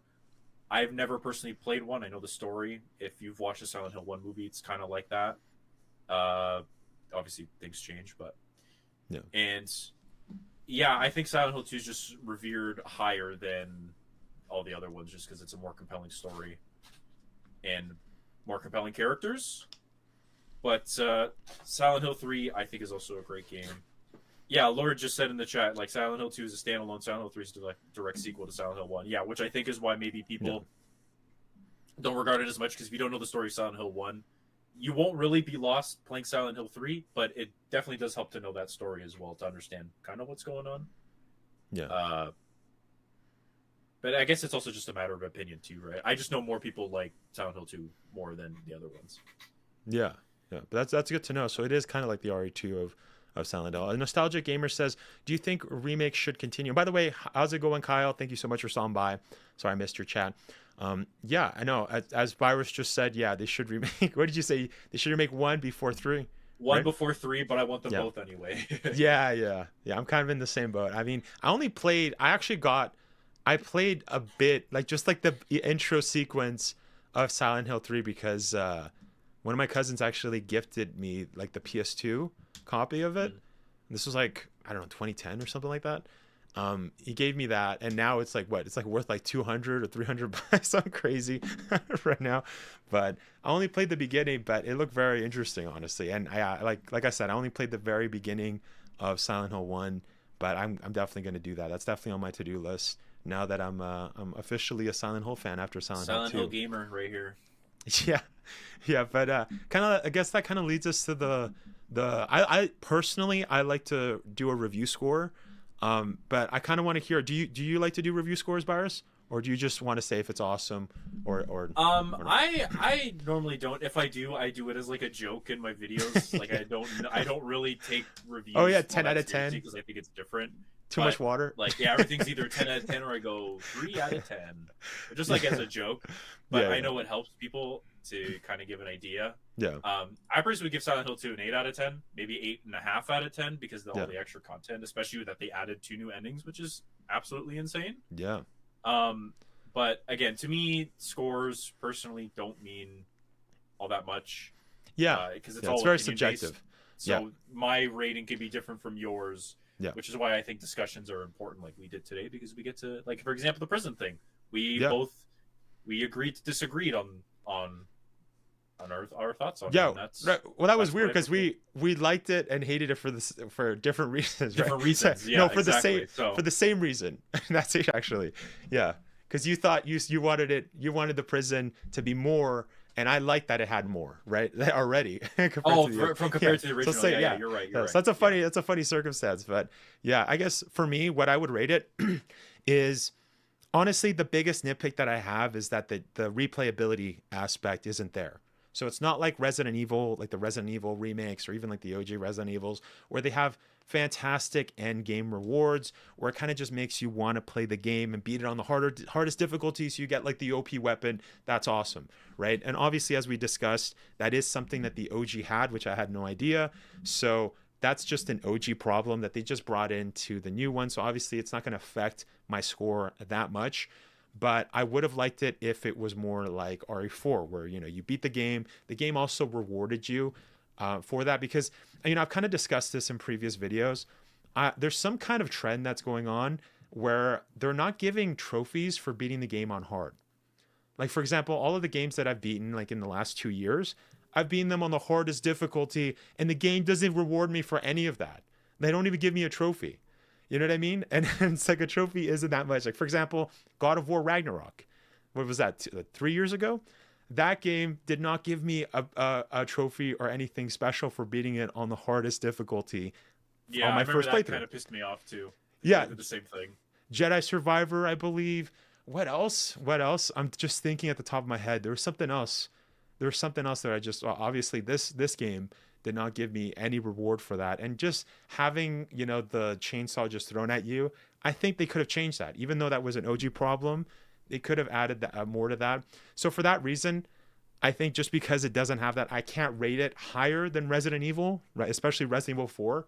I can't. So I would have to give it a 9. Personally. So I rated RE4 Remake as a 10. I thought it was a fantastic game. Obviously nothing is perfect. So even though I gave it a 10 out of 10, does not mean that it's, shy of any problems, but I think I'll give it a 9, honestly. I thought I had a fantastic time. It made me become more of a Silent Hill fan. I love the story, as we've discussed and everything, but that was just my biggest nitpick. I can't stand how games are just not rewarding you for beating games on the hardest difficulty, right? Like, give me something. Give me something. Give me the chainsaw after beating the game on the hardest difficulty, not just for beating it. Gamer problems, man. He's trying to get that trophy score up. Well, yeah.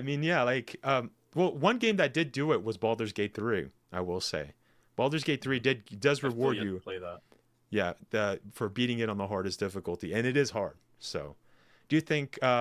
We will see Born from a Wish. Oh, what is that? Do you know what that is? It's the DLC that you play as Maria in Silent Hill 2. Oh, I didn't know there was a...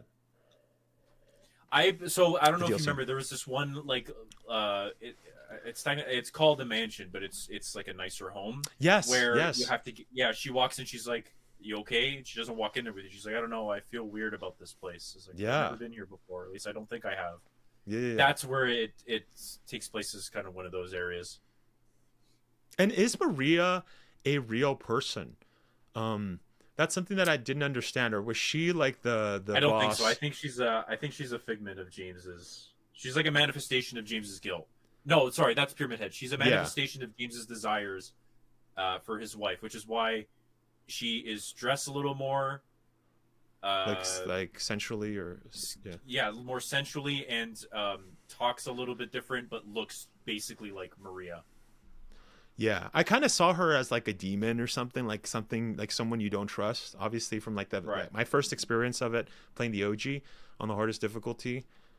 Nice flex there. Now, and if you notice, she's the only character in the game that no one else sees. Like if you she's never there present when you're talking to Angela, Eddie, Laura. She's not there at any of them, so I saw her more of like as like a demon, honestly. Yeah, but that would make sense. Yeah, something like that, right? But yeah, like I don't think she was real. Sorry, real quick before we get into Resident Evil, I'm just gonna run to the bathroom because I have tiny bladder. No, sorry, good, that man. was TMI. Just scratch that from the VOD. We're gonna keep it. We're keeping that in the VOD, boys. But anyways, the other thing I was gonna talk about too was before we move on to the Resident Evil section. And by the way, thank you to everybody that's stopped by and watched. By the way, guys, if you guys are enjoying the content, make sure to leave a like. And also, if you guys haven't already, make sure to go check out Byrus's content as well. As I've stated several times on the channel, whenever I talk to Byrus, he's actually one of the funniest, I think, survival horror creators out there. Honestly, I think he's hilarious. His content is great. And having him on, kind of talking, kind of discussing, kind of doing a review with him is also cool, right? Because you don't really see that kind of content on his channel. He does more funny gameplay videos on his end. But yeah, that I definitely wanted to have him on for this, because as mentioned, my Silent Hill knowledge is very limited, so I needed somebody that had more knowledge than me. But the other thing I was going to talk about was Silent Hill 2 movie. Obviously, I think when Konami had their kind of showcase / presentation, what was it, like a couple months ago or maybe a year? I don't remember the specifics. They did say that they were going to do a Silent Hill movie, and we kind of saw a trailer of that. Does anybody know anything about that? And honestly, I'm kind of hyped to see it. I will say that the James kind of had long hair, didn't he? Yeah. Nostalgia Gamer says can't wait for the Silent Hill 2 remake movie. Yeah, right. And correct me if I'm wrong, it's actually the same guy that did the other movies, right? Didn't he do Silent Hill 1 and then there was like another Silent Hill? And correct me if I'm wrong too, Silent Hill movies is kind of backwards, right? Like they kind of changed, because I did watch the first movie when it came out, but I did play the game as a kid, as mentioned, where the movie is with the mom, isn't it? Like she goes through the mom. I didn't watch the second one, like the second part of that where the dad goes to Silent Hill. So what was that about? That was kind of weird, honestly. I was a little bit confused about that. Lord says, all I know about Silent Hill 2 movie is that it's being made by the same is being made by the same director. Yeah, awesome. Yeah, Christopher Gans is coming back to direct a return to Silent Hill. Dude, yeah, that's awesome. And by the way, guys, is that movie like faithful to the game? For those of you that have played Silent Hill 1 and kind of watched the first movie, is it like pretty close, or are we talking like Resident Evil, like Mila Jovovich movies? Like it's just a completely different thing. Like, is it actually the same? Is it a good video game adaptation is what I'm asking? Or is it just no, it's more like like the Mila Jovovich movies.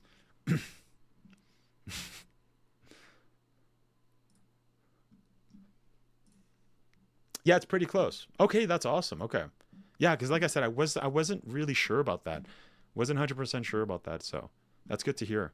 I'm gonna have to watch it again, honestly, because it's been a while. It's been a hot minute since I watched it. Sorry about that. My bathroom is on the other side of my house. No worries, man. Yeah, we were just talking about the Silent Hill 2 remake movie or whatever that they're doing, right, with the same director. Oh yeah, well, hopefully it's good. If it's anything like the friggin' last one that came out, the Silent Hill Revelations, and Yeah, what was that about? I was actually asking just now, trash. oh, it's trash. Yeah, because didn't they switch like the parent or whatever? Like is like the Like the mom first, goes? okay, so the first movies, I honestly think it's all right. I think it's a very enjoyable watch. I don't Yeah, have really any problems with the first one.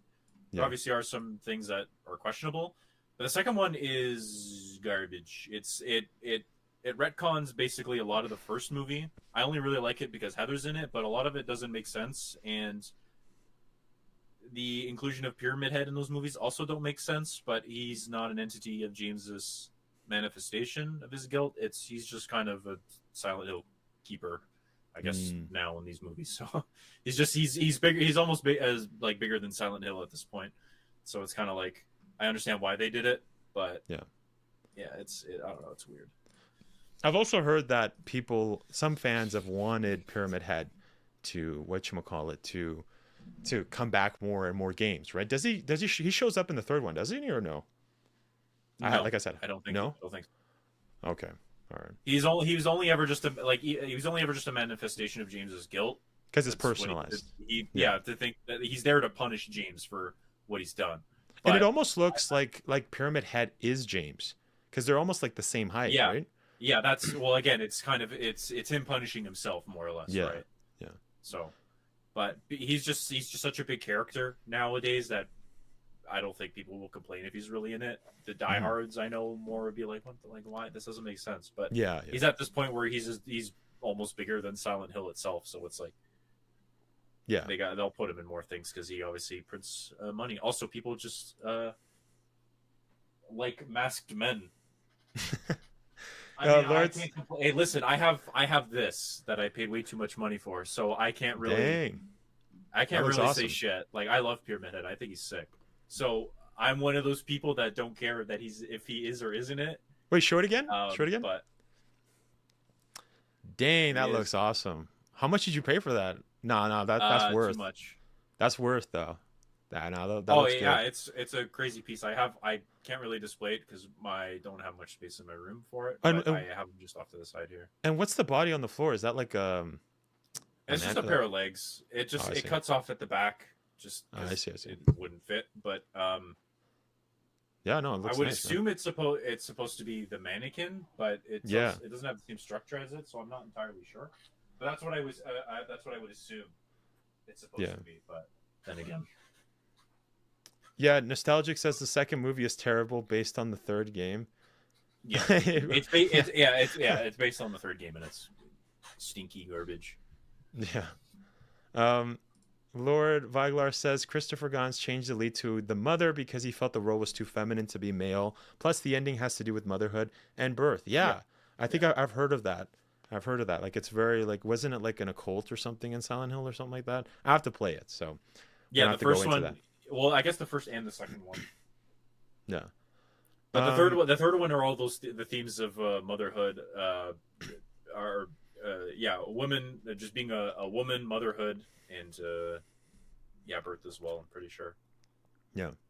Lord Viglar says he shows up in one of the lesser games. I don't remember if it's the trucker one or the prisoner one.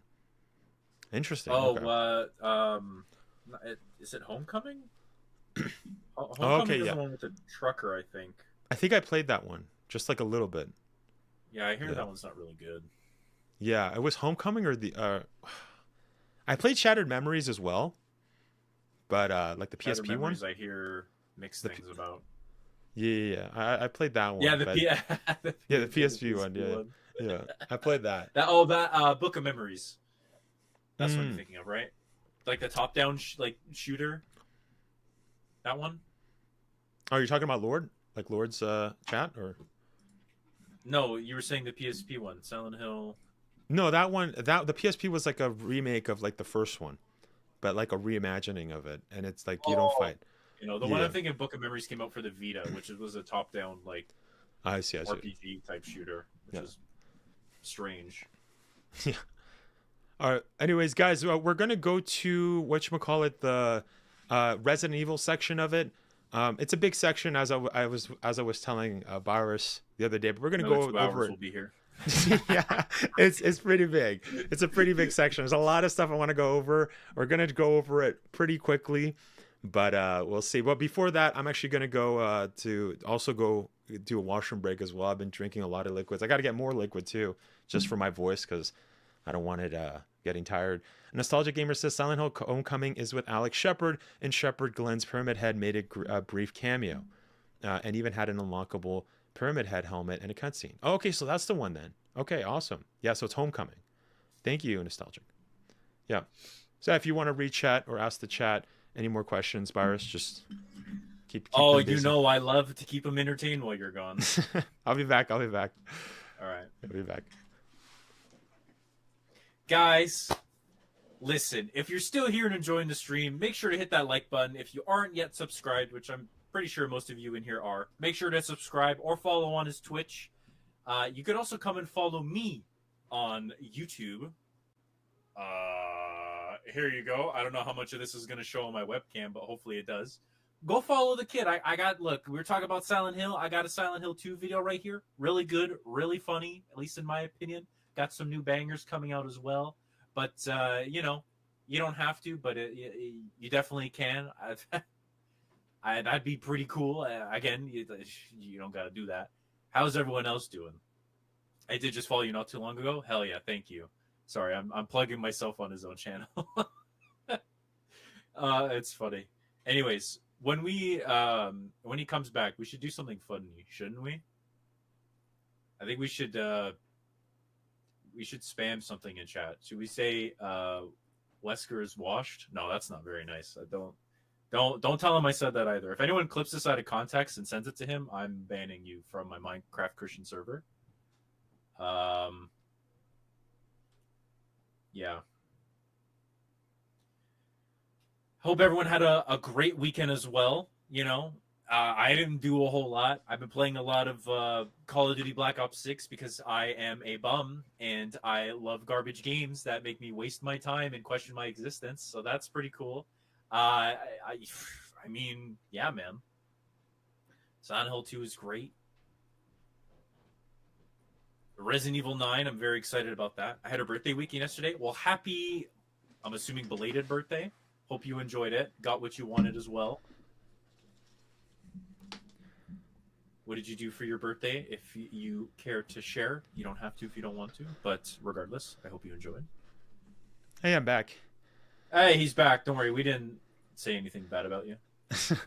Yo, I came upstairs and my cat was was stretched and was had his paw on the doorknob. And the door was opening. And I was like, what the frick? Yeah, it wasn't closed properly. It's like, what the hell? Yeah, what?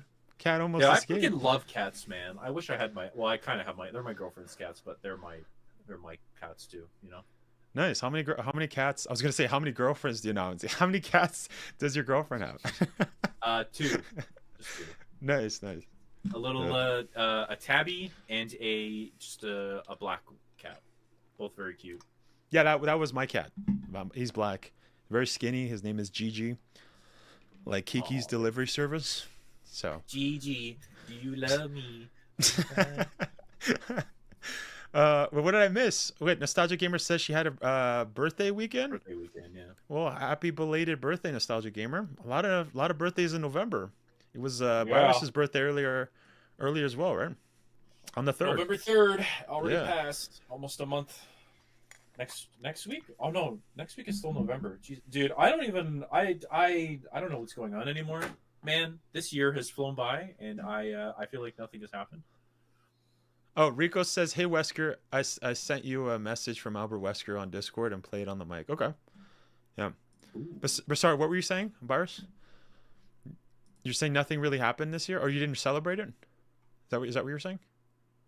No, I just meant that the year's going by already, and I feel like nothing's happened. Well, I mean, mind you, Americans, if you were in the chat, I am so sorry for the loss of your country. Yeah, hey, we're not going to talk about politics. Let's talk about war. No, Virus. Let's not talk about that. we're talking. It's funny. We're just chilling here talking about survival horror games. We're gonna talk about Resident Evil, guys. Yeah, it's the biggest survival horror of all time, man. and then all this stuff is happening. Yeah, we're not gonna talk about that. We're gonna skip that. But what was I gonna say? Yeah, he sent something on Discord. Let's actually look at it. See if I can play it. Let's see. Discord's glitching. It's not opening fast. Yeah, I don't know what happened. Discord's bugging out. All right, I guess not. I'm sorry, Rico. We probably want. We'll try after, if Discord stops acting up. I don't know what happened. That's weird. Anyways, I'm gonna start the recording. We'll do whatchamacallit. We'll do Resident Evil. So we're actually gonna be discussing Resident Evil. The future of it in 2025. This is more of a speculation. That's what we're essentially going to be talking about. Let me just get my notes because there's a lot. Change that background footage too, so it's cool. Thank you. Yeah. Thank you. Yeah. Thanks for the reminder. Yeah, I almost forgot. Can't have Silent Hill while we're talking about Resident Evil. That's man. What the heck? Blasphemy. The sacrilege.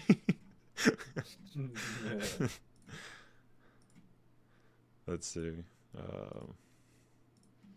There you go. All right. Playing Resident Evil 4 because I like the trailer for Resident Evil 4, so we're gonna play that. Oh yeah, brother. Oh, this is not the edited version though. Wait. Let me just zoom in. Let me cheat this. So I haven't really looked at any of these leaks either. I know a few of them that we'll talk about, but most of them I'm going to be hearing from the horse's mouth. That I meant that respectfully, by the way. Yeah, no, and like I said, you don't have to know all of it. That's why I have just a list of it. That's why I said it's just going to go really fast. We're just going to go over it. But yeah, let's get started. So let's talk about Resident Evil in 2025. Now, the first thing I will say, we're going to go over what we know for a fact, right? I mean, what we think we know, right? The information that's actually factual.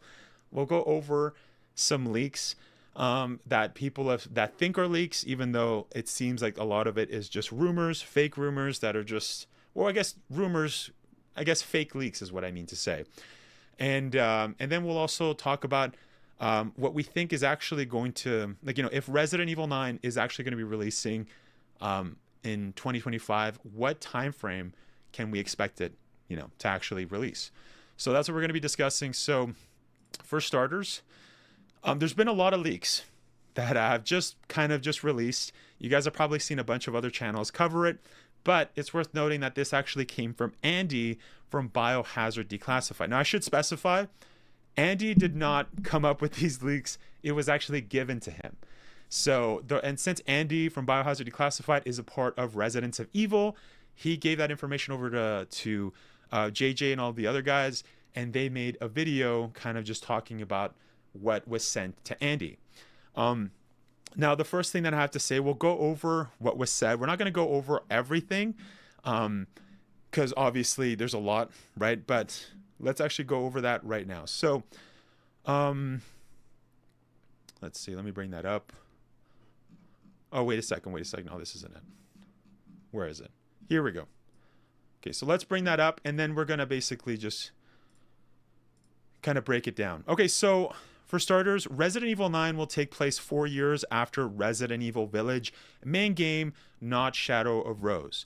So right there, that seems super sus. I mean, you could make the argument that obviously Resident Evil, sometimes they don't go directly right after, but it seems like the next Resident Evil definitely has to connect with Village. And since Village was continuing right from the get, like it was continuing on immediately after the ending, like Chris is like, we're heading to Europe, BSAA, let's all go, right? We're going there right away. It would be weird for it to be 4 years later. The other thing too that we kind of discussed, Virus, in our last Resident Evil discussion, is a lot of people kind of think that Shadow of Rose, that Rose needs to show up for some reason, even though a lot of people actually forget that Rose was it was like 16 years into the future, so it's actually in 2035 or 2036, somewhere around there, right? Because it was in 2021, so yeah, 2036. it's way too in the future. We're not going to see Rose. I think Rose is just in case, right? Like after, if when we get like Resident Evil 15, whatever, you know what I mean? Like it's just more for in the future. Worry about that later. So that's a little suspicious that it's 4 years after. But yeah, I'll go over it really quick and then we'll kind of give our full thoughts. Next is Leon S. Kennedy, and Jill Valentine will be the main playable protagonist. Chris Redfield and Barry Burton will return as supporting characters.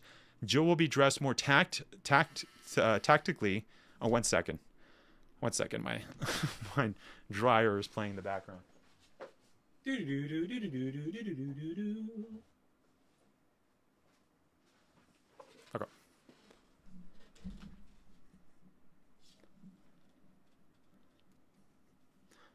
Sorry about that. I just closed the door because I'm like, it's making a lot of noise. Did you guys hear that or no? I didn't even hear it myself.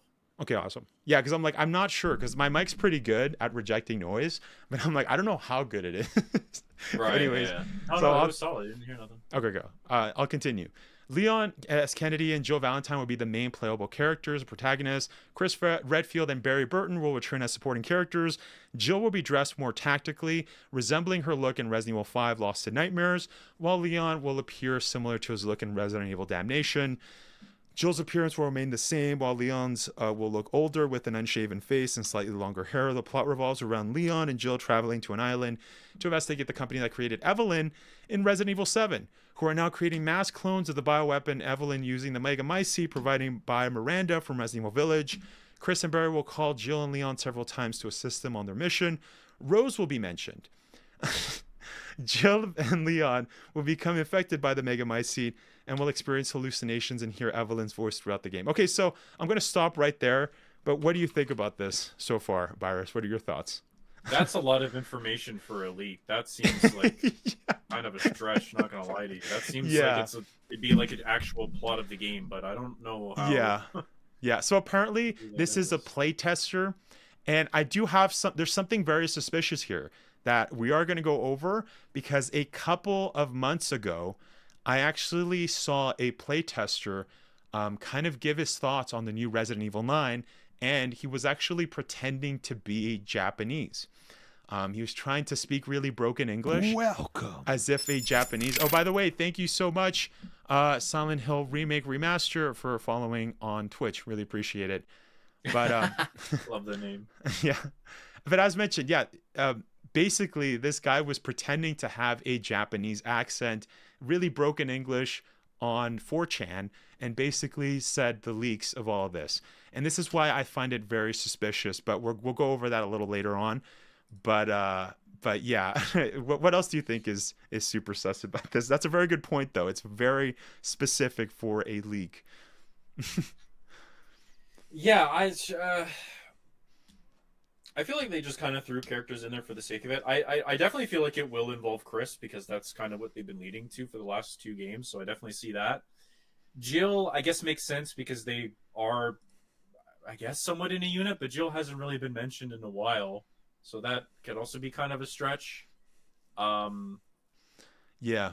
Barry, like having the inclusion of Barry seems weird, especially because you haven't heard anything about him since Revelations too, so 2010. So I don't know, again, these could all be true and who knows, but to me they just sound kind of outlandish claims. I don't know. Yeah, but I think that's the biggest point there that you have, is that it's very specific, and it's like, why is it so specific? My kind of especially for a playtest, I feel like that's a lot of information for just someone playtesting the game. Yeah, and the other thing I have to mention is that why would they mention that Rose will be mentioned? Why? Like, why is that important?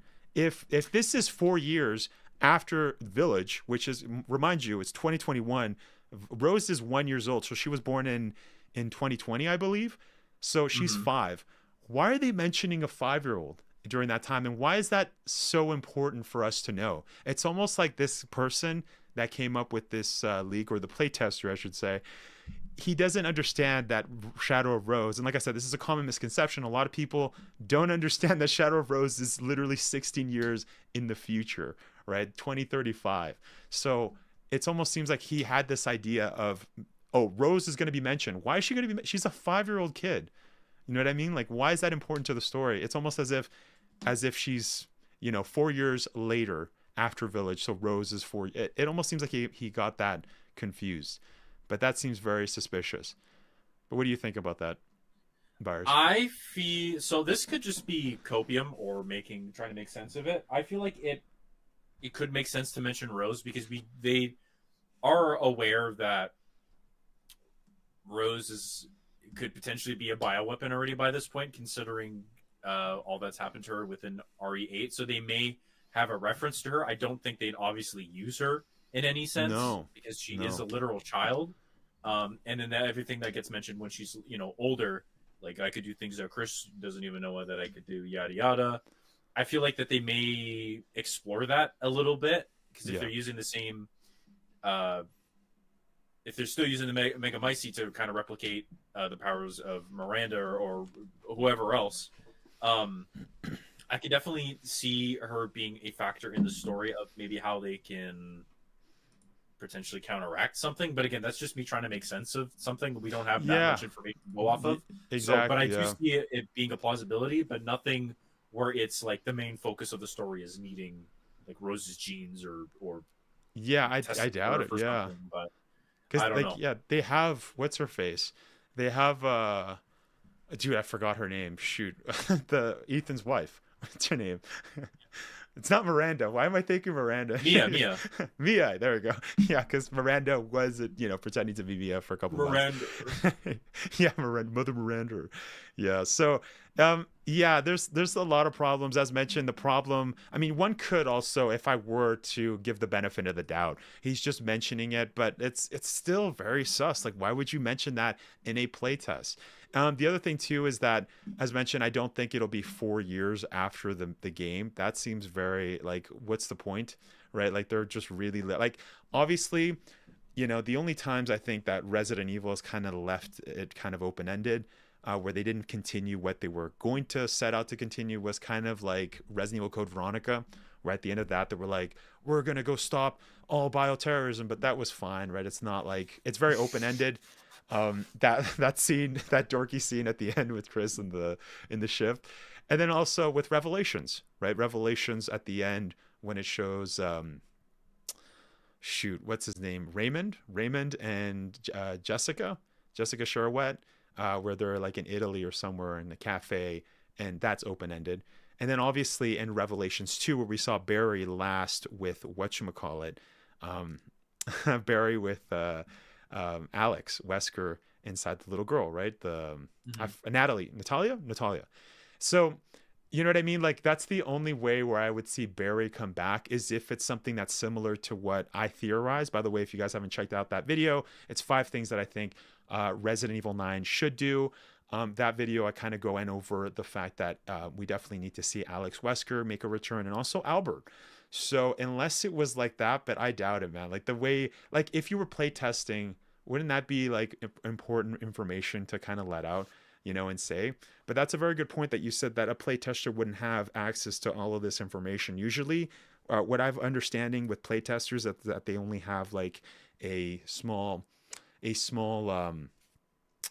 level, basically. So he would, if somebody was playing a level for the game company, they obviously have to sign NDAs and stuff, but they wouldn't have all of this backstory. To my knowledge, I don't think that's how it works, but correct me if I'm wrong, guys. Q&A, I don't think they do too much on story and stuff. It's more like, how does the game play? What are the problems with the game? Yeah, like you may get some like dialogue here and there that you could probably piece together, but the amount of information that they gave definitely does not seem possible, like in the slightest. So I don't know. I wouldn't believe any of that personally. I feel like that's just a load of bogus. Yeah, that's just me. And we're gonna go over why this is very suspicious. Because there's other leaks that have been in the past that are very, very similar to this, and we're gonna go over it. And so let's just finish up here. So Blue Umbrella will return as the good guys. Some locations include an abandoned hospital, caves, deserted houses, labs, dark forest, and a temple. Again, that's too many levels for just the one playtester. The main enemy will be an evolved zombie that sounds similar to the Ganado. It says Ganados, but in reality it's Ganado. from Resident Evil 4 Remake. There will be a stalker enemy pursuing Leon throughout the game, while Jill will be hunted by the Goat Man. So, okay. The main villains will be a man named Mr. Simon, a completely new character who supervises the mass. I'm sorry. We got to stop right there. Why is his name Mr. Simon? All right. Like, that just brings me back to Simmons from Resident Evil 6. Mr. Like that. Cinnamon. Yeah, like what? Really? Simon? That's like Mr. Simon, sorry. I even read that as Simmons because I'm like, that's it's a little too close to Resident Evil 6. The guy says a playtest took place in April and September in Japan. I remember seeing 4chan. Yeah, so that's the thing, right? That's the end of the thing. Basically, they added other stuff in the video, but I'm not going to go over all of that because, like I said, there's a big suspicious thing here. And the fact that it says that it was done in April and September of this year. I remember seeing on 4chan on April this post where there was a guy who was saying that I'm a playtester. I played Resident Evil 9 and here's everything I saw. And he gave a bunch of stuff and nobody in 4chan believed him. Everybody was just trashing him. They're like, what the hell is this? Get this stuff out of here. Like literally. And they ended up taking out that post. So I actually don't have a picture of that post to show you. So obviously 4chan is known for getting rid of fake leaks and stuff. Like there's other leaks too that have popped up on 4chan that have been erased. So I should have taken a screenshot of that.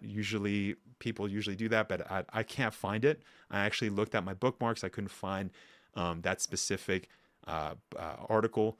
Right? It wasn't an article. It was actually just 4chan. There was like a Reddit post that linked to 4chan, but yeah, I couldn't find it. But yeah, it was very suspicious because this guy was literally trying to speak like really broken English, like what he would think a Japanese person would sound like.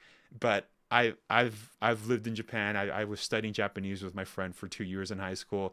Like I know a little Japanese and like very little, but you can tell this guy was just completely lying. And so my guess is that this guy basically posted this on 4chan, got rejected, and then now he's giving it to creators like Andy. Now, I don't think Andy, like I said, we know Andy on the channel. He's a great guy. But I do think someone's messing with him. You know what I mean? They're messing with him and also Residents of Evil, obviously, since he's a part of that. And they're posting this. And it's not just him, by the way. There's been a lot of TikTokers, a lot of Twitter pages that have kind of just been relaying this information as if it's fact, right? I've seen other TikTokers that have been like, we just got new news on Resident Evil. And it's like, no, we got fake stuff and nobody confirms, right? Nobody's checking these rumors out. And that's what we'll go over right now because, guys, it's pretty bad. So if we actually go a couple of months before, there's another leak that's very similar to this leak that was in April. So let's go over that one. This actually happened in where is it?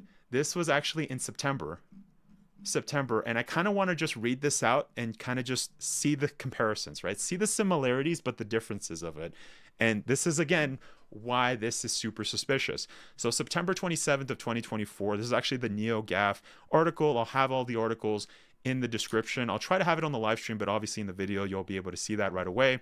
It says the game takes place on Tierra del Fuego island in Southeast Asia. So that right there, it almost seems to me like this guy took what the guy said on April, which was very sus, and you know how he basically said that it was going to be very similar to the Ganado? It was going to be very similar to the Ganado from Resident Evil 4 in Spain. I think this guy kind of built on top of that. He probably assumed that it was going to be in Spain or was going to be a Spanish island in Southeast Asia just because of the Ganado from that previous leak that happened in April. Obviously, the leaks that are coming out now with Residents of Evil and Andy and all the other YouTubers and TikTokers that are saying this is not a new leak. This is actually super old. And as mentioned, this came out in April. And then here we have in September, somebody else that's saying, oh, this is a Spanish island in Southeast Asia, which for starters, that's very strange. I don't think Spain owns any islands in Southeast Asia, but okay. Apparently, and by the way, Tierra del Fuego in Spanish basically translates to fire island, right? Land of fire. The main source, I'll continue. The main source of inspiration was the Japanese volcanic island Miyake-jima, which has a volcano that emits poisonous volcanic gas, causing all of its inhabitants to wear gas masks. The architecture of the village small town is a mix of cultural cliches from 11 countries of Southeast Asia. Main biological threat is wild mold, inspired by real life. Moldy fungus, the Toru biela. In real life, it kills insects by completely taking over the body of its victims. In the game, this fungus was used to modify the mold that we know from RE7 and RE8. The wild mold gradually covers the body of the victims, driving them crazy, and this is vaguely reminiscent to the stages of infection from The Last of Us. So this leak is trying to say that they're going to be exactly like The Last of Us. When the mold completely covers the body, something like a furry cocoon, various creatures emerge from these cocoons, reflecting ideas about folklore, mythological creatures in this region. White mold also covers the walls of various rooms. Near these walls, the protagonist experiences terrible hallucinations. The main character is Adrian Clark. He is a tourist who arrived on the island with his wife and son. The wife was killed by local residents shortly after the start of the game, and the son was kidnapped for unknown purposes. The protagonist is trying to find him. Sometimes Leon Kennedy, who is about 50 years old at the time of the game, helps him. His role is episodic, and he appears a little more often than Chris in RE Village. Chris and Claire are also present in this game. They work with Leon, but they act somewhat behind the scenes. Probably their role will be revealed in the DLC. Okay, so again, this happened in September. So I don't know if you guys follow. This seems like they're piggybacking off of the one that was in April from this guy who was pretending to be Japanese, which is now being popularized in the month of November. So again, this is it's very sus, right? They're trying to, it almost seems, and the reason I say that they're trying to piggyback off of it is because they're saying, they're adding something new. They're saying that there's a new protagonist called Adrian Clark or whatever. And then on top of that, we're also going to be seeing Jill and Leon, right? And they're going to be showing up in an episodic style, so kind of like Revelations, which I find very suspicious. Obviously, I should also mention that I think the reason they're saying this is because the director of RE9, which was confirmed in Capcom Next event earlier this year, didn't he direct Revelations 2, I believe? He also directed Resident Evil 7. And anyways, we'll go over what he stated there. That's actually what we know. This is how we know that the next Resident Evil is going to be directed by the guy that directed Resident Evil 7. So, but anyways, going back to this this leak, it definitely seems like that. But what are your thoughts, Byers? Do you think that this is piggybacking off the leaks that have kind of reemerged now? I mean, seems like the facts are all there, to be honest with you. People take credit for other people's things all the time, so that wouldn't really surprise me if that's the case. Again, you know me, we talk about this all the time. I don't take things at face value, especially when it comes to these sorts of leaks, because things change, people lie, people just want to be heard, get their story out there. So it's hard to know what to believe and what not to believe until it eventually comes out, or at least we get some information. Like, we have very little information about this game, so people coming out with these big elaborate stories, again, a whole new protagonist with a whole new backstory already being discussed out before anything maybe official has been brought out. I feel like it always just maybe is kind of a red herring just to get people hyped about something that may not even be the case. And if I'm wrong, then hey, I'll be the first to admit it. But until that happens, kind of hard to believe these sorts of things that don't come from the Capcom themselves. Yeah, well, that's a good point, right? I mean, like, if we look at Resident Evil 4 Remake, the reason Resident Evil 4 Remake had, like, we got so much garbage. I think, I like, literally 99% of all of the leaks and rumors that we got, right? These are supposed leaks. In reality, they were just fake. All of them were completely fake. The only real leak that we actually got was, for starters, the Albert Wesker kind of concept art. That was real. And we also got the Capcom data breach that said that Resident Evil 4 Remake was actually releasing. Those are the only factual things that actually came out. Obviously, the one with the Albert Wesker concept art with his burned hand or whatever, with the same outfit that we see him in Resident Evil 4 Remake, that one was a rumor, right? That was an actual leak. Capcom data breach, that was a data breach. So, of course, we know that that's 100% true, because all the games that have released, well, most of them, we'll go into that a little later, were true. But what I wanted to talk about is that 99% of the leaks that were out there, right, were fake. They were completely fake. Like, Resident Evil does not have a good track record when it comes to leaks, right? This is not like other games where things actually get leaked, and they end up happening. That's not the case with Resident Evil. It's been a long time since that's actually been the case, and there's always I was actually looking at all of the fake leaks that have actually released over the years, and it's been a long time. It's been a long time that Resident Evil has received fake leaks. I think it kind of what the article that I was seeing kind of was detailing big fake leaks that have happened since Resident Evil 6, I believe. Resident Evil 6 is when leaks started to come out where it was just not true. And so, but if we're just talking about recently, and the reason I want to talk about recently with Resident Evil 4 is that it's the reason I think that the leaks have been really bad is because after Capcom's data breach that occurred in 2020 in November, Capcom got a lot of files that were out. And since then, I think it's been very hard for leakers to actually get anything.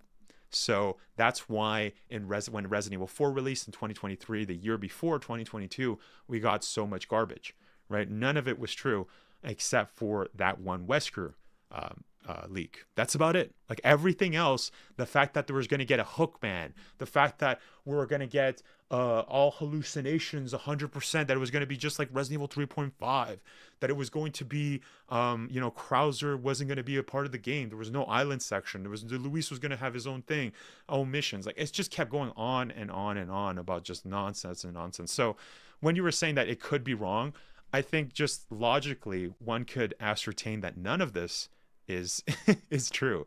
But yeah, I guess the reason I'm talking about it, and I should also state that I'm not a leaker YouTuber. I don't buy any of the leaks because, like I said, logically, why would you even believe them if most of them have been wrong in the past, right? So, but the reason I'm talking about it is because it's very suspicious, and it seems like a lot of people haven't done their homework. Like when they're talking, like these TikTokers, these other Resident Evil YouTubers. I'm not going to talk badly about Resident Evil or Andy from Biohazard Declassified. I know a lot of the Row squad members are really chill. The reason they're talking about it, I think, is just to create hype, right? And a lot of them, Andy has had good leaks in the past. This is pre-Resident Evil 4, more like for Resident Evil Village. He did discuss that when we had him on the show. I think it was more about the lichens, right? I think it was the lichens. I think I saw on his Twitter as well. And I think that's why Andy has more of a optimistic approach to when it comes to leaks. While for me, it's very pessimistic. I do not believe leaks. And like I said, it's very suspicious, right? All of these things just don't make sense. But let's go over, because there haven't been that many, surprisingly, there haven't been that many leaks for Resident Evil 9. But the reason I wanted to go over it is because I think it's going to get worse. What do you think, Virus? Do you think that once Resident Evil 9 kind of gets announced, do you think it's going to be like the same situation as RE4 Remake? Or do you think it'll be more less? Than likely, yeah. Yeah. So I think that's why... That happens a lot with upcoming games, especially ones with very energetic fan bases. That happens quite often. So we'll have to wait and see, but I honestly wouldn't doubt it. Yeah. So we'll go over actually the first ever Resident Evil 9 leak that actually released. That actually released on 4chan. So as mentioned, 4chan does have a habit of deleting their old stuff, but somebody actually took a picture of this. And a lot of YouTubers during the time of 2022, July, did go over this. And we're going to go over it and kind of see the similarities between all of these leaks. Because there tends to be a similarity between all of them that just, you can tell that they're piggybacking. So for starters, the working title of it in 2022, they said, was Resident Evil Apocalypse. Now that actually is a good, that's something that a lot of fans actually ascertained. And the reason for that is because in Capcom 2020, we knew that Capcom was working on a game called Resident Evil Apocalypse. As mentioned, this is factual. We know that this is true. Now, is it Resident Evil 9? We don't know. But anyways, let's continue. It says setting is a western ghost town where some investigation will take place. Caves, rivers, small town, camping place. Enemies will look like some kind of deformed creatures with heavy emphasis on body horror. They will resemble mythological creatures with horns and will be called Wendigo or Goatman by the locals. So again, here we're seeing this reintroduction of this creature, right? The Goatman. So again, do I think that we're gonna get something like the Wendigo in Resident Evil 9? No, I think that that's a direct ripoff of Until Dawn. All right, that looks literally. I haven't even beaten Until Dawn. All right, I only played the first part of it, but I know that the enemies are Wendigo. So yeah, what do you think, Virus, about that? Just from that alone, just from that. It's kind of hard to comment on these things when you don't. Yeah, you can't tell if they're factual. Yeah. Again, it's just, I don't know. I don't see them going that route, especially if they're going to be like your normal enemy type. Yeah. Because the whole thing with a Wendigo is that they're very shriveled, but they're very at the same time long-limbed. So making that a regular enemy, unless you do very few of them, I don't see that being a factor personally. Yeah. It would be cool to see a few of them pop up, surely, but that being maybe the main type of enemy in the game, I don't think that's going to be the case. No, and also I find it strange that it says Wendigo or Goatman. Those are two very different things. Yeah. Like, why are they being put together as the same thing? That's very strange. Now, Resident Evil has always kind of combined stuff. I mean, they use a lot of their inspiration from mythology, but it's never been like completely mythological, right? I mean, Resident Evil's always kind of kept it grounded, unless we're talking about Shadow of Rose, which you guys, if you watched my review of that, you guys know that I don't like that Shadow of Rose. But even with Village, right, we got the Lycans, which were like werewolves, right, which was very, very kind of out there. And I think that's why in 2022, this leak was kind of more believable. With that, right, like of it being, pure, it's going to be like Until Dawn, but I see too many similarities to Until Dawn, it being in America and all that other stuff. That seems very strange. But anyways, let's continue. Let's get this over with. It says monsters can approach the player by appearing as friendly NPCs if that person died and the player didn't see it.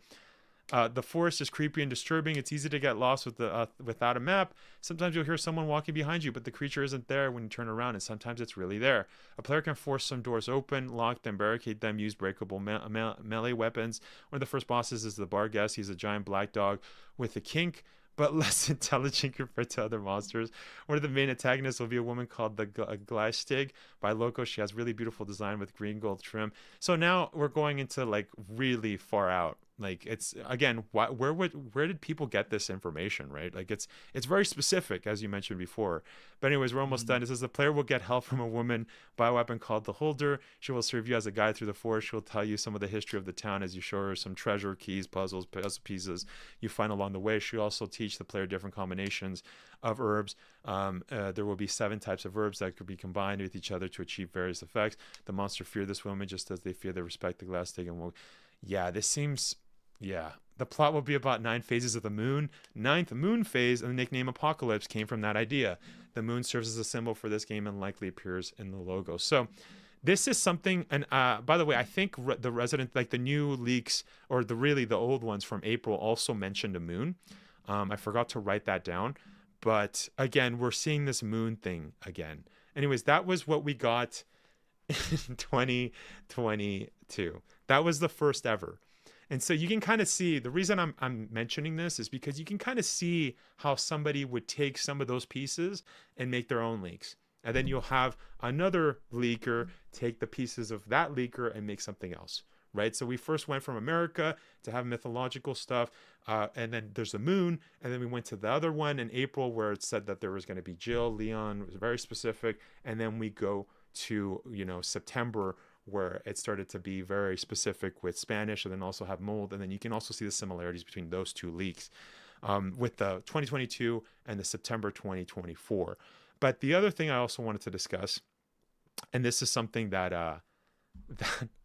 is very interesting, is that in May 6th of 2024, so this is actually a month after this supposed Japanese playtester posted on 4chan, Dusk Golem stated that RE9, now Dusk Golem, for those of you that don't know, is also known as a Static Gamer on Twitter. He says a lot of leaks. He's also said that he's also given up on leaking for Resident Evil, and several times. And then he comes back to Twitter and says, I'm going to leave Twitter. I'm done with this. And then keeps coming back.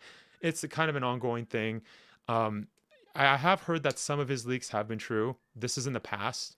and then some of his other stuff has not been true. So he's definitely not reliable. We've kind of discussed that in the past. I mean, no leaker in Resident Evil is reliable. If I'm being 100% honest here, there's no leaker that's going to be 100%. But anyways, he stated that the RE9 would take place on an island in Southeast Asia, which draws inspiration from Singapore. On top of this, Game Rant article states, so if true, Resident Evil 9's rural island village setting will very much echo Resident Evil 4, which was set in a rural village on a Spanish island. Which also, so this is what's sus here, is that this seems like because Game Rant actually wrote an article about this. This seems a lot like the September 27th leak. Because remember that one, they said that there was going to be an island called Tierra del Fuego. It seems to me like that leaker, there seems like there's evidence here to suggest that that leaker wrote the Game Rant article and read it wrong. And basically says that Resident Evil 9's rural island village setting is very much echoes Resident Evil 4, which was set in rural village on a Spanish island. You know what I mean? Like that's how you would get from that to Tierra del Fuego.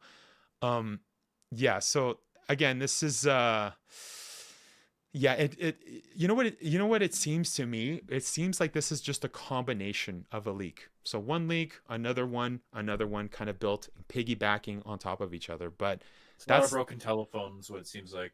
Yeah, honestly, like you can kind of just piece together all of these leaks. As mentioned, the ones that are recent, the ones that a lot of the YouTubers are kind of posting, not YouTubers, TikTokers, everyone, it seems like it's just a rehash of a previous leak and then another previous leak. So it seems to me like Dusk might have also gotten that information from that leaker in Japan, since apparently Dusk also has a bunch of sources or whatever. I've also heard, and I'm pretty sure I heard this on Twitter, and correct me if I'm wrong, I did hear something that apparently that a lot of leakers, a lot of their sources got basically dried up. Like they don't have that many sources anymore, thanks to Capcom being super locked in and not letting any leak escape from Capcom. And there's actually evidence to support this, right? Like I remember, Virus, just a couple months ago when Dead Rising, you sent me the trailer for Dead Rising, and that was a huge surprise. Like DR, I was like, what the wait, we didn't even know about that. Like nobody knew. There was no leaks on Dead Rising releasing a deluxe remaster, and that game kind of came out of nowhere. It literally did. And this is kind of proves that theory that Capcom has been super locked. So if they were able to hide DR, and the other thing, as mentioned before, is that the reason we know that the next Resident Evil game is most likely Resident Evil 9, again, this is just a guess, is due to the Capcom data breach of 2020. Yeah.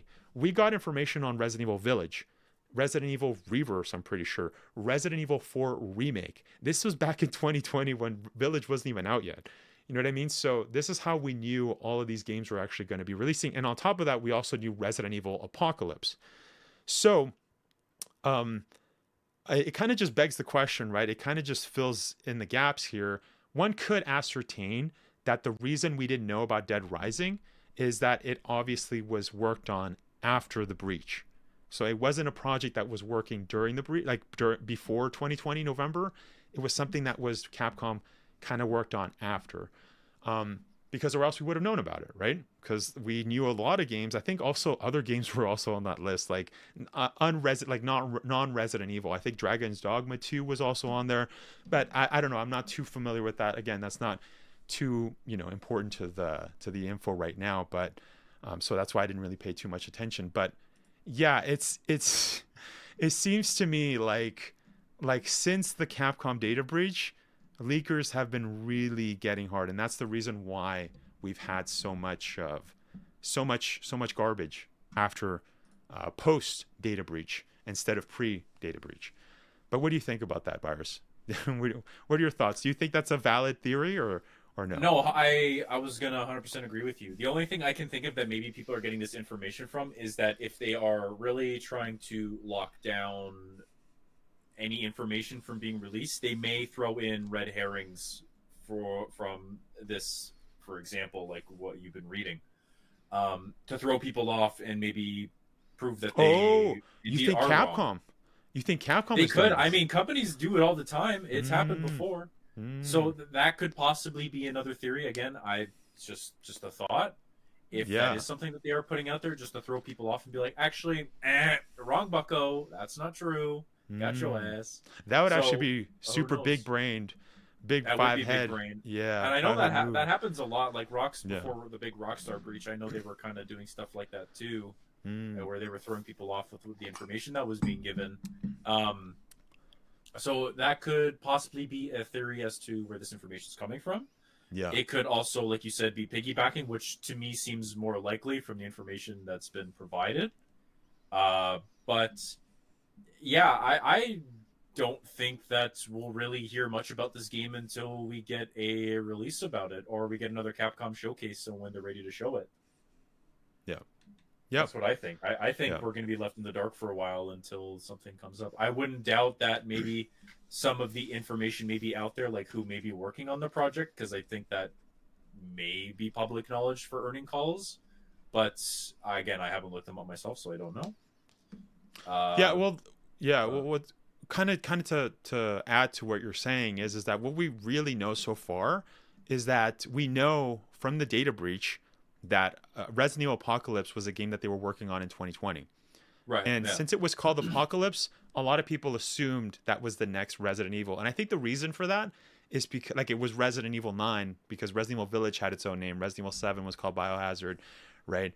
But what I was going to say is that there was also another rumor that was kind of in that time that suggested that RE7, RE8, and RE9 were going to be a trilogy with Ethan. And after RE8 happened, right, Ethan died. Spoiler alert. And then we got Shadow of Rose, which kind of just finished the arc. It finished the whole arc. That leak seemed to be ultimately done. And correct me if I'm wrong, guys. I don't know if that's actually a leak or if that was ever actually spoken to by like a dev. I don't remember. This is back like a couple of years ago. This is before I was actually covering Resident Evil news. But that's what a lot of people were saying, right? Like that's why a lot of people assumed that Resident Evil 9 was going to be a direct sequel and actually talk about the Mega Mycete.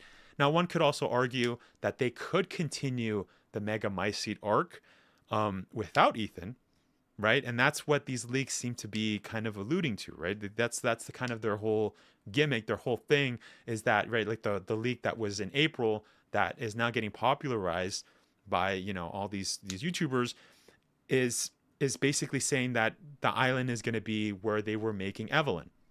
You know, that's the connections, right? The connections were essentially making Evelyn, and so you're going to be fighting a bunch of Evelyn kind of clones and stuff.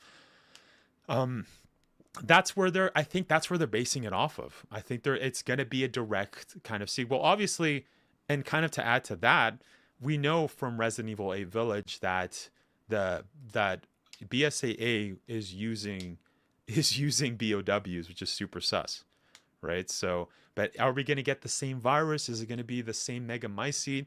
I don't know. I mean, that would kind of be weird because it seems to me like the Village, Resident Evil Village, and also Shadow of Rose kind of finished that off, right? Like, why would there be a need to revisit the Mega Mycete? There's nothing, you know what I mean? Like the mold virus, I mean, because I don't know. What do you think? It seems like that chapter's done. But I feel like so they definitely still could if they wanted to, because with the way that 8 ended, spoilers again, they brought Resident Evil all within itself. So I definitely don't not see that being an option. I definitely do seeing it being something that they could explore. I think just the story of the Winters is definitely over, just because with the way the thing is going. With 7 ending, they said the father's story will continue. 8, the father's story has ended. And then I forgot. I think they said something at the end of Shadow of Rose 2. Maybe the daughter's story will continue, or something story will continue. I forgot what it was now, but I definitely don't see them writing it off the table. I definitely think it could very well be a possibility for them to revisit. And if not, where do they go from here? Do they bring in something new? Do they bring in something from the past and re-elaborate on that? I feel like they'd shoot themselves in the foot if they started so soon to bring something else up, because again, they did bring up the BSAA yeah having their own BOW, so I feel like if they just like retcon that from ever happening, that would leave a lot of questions as being, okay, so then what was the original plan for this story afterwards if they're just going a completely different route? So I'm not sure. I feel like they would probably, or it could be like an elaboration of how it's grown. Maybe the Megamycete, maybe it's evolved, maybe it's something else, or along those lines. Because we've had different, T-viruses and stuff like that, different iterations, I guess, of the similar thing. So they could do something in that aspect. But I don't see them differentiating too far from what's already been established. I feel like it'd be way too soon to do that already, at least personally. I see. So I think to answer that question, you can actually look at Resident Evil Village, right? I mean, you were saying how like there's like where do they go off to? They say a new virus, but I think the new virus has already been shown, right? I mean, like if we were looking at like what we can ascertain from Resident Evil Village is that at the end, when we actually saw the BSAA agents with their helmets on, they were actually going and kind of shooting, lichens and stuff, and kind of going down in their helicopters and going up or whatever.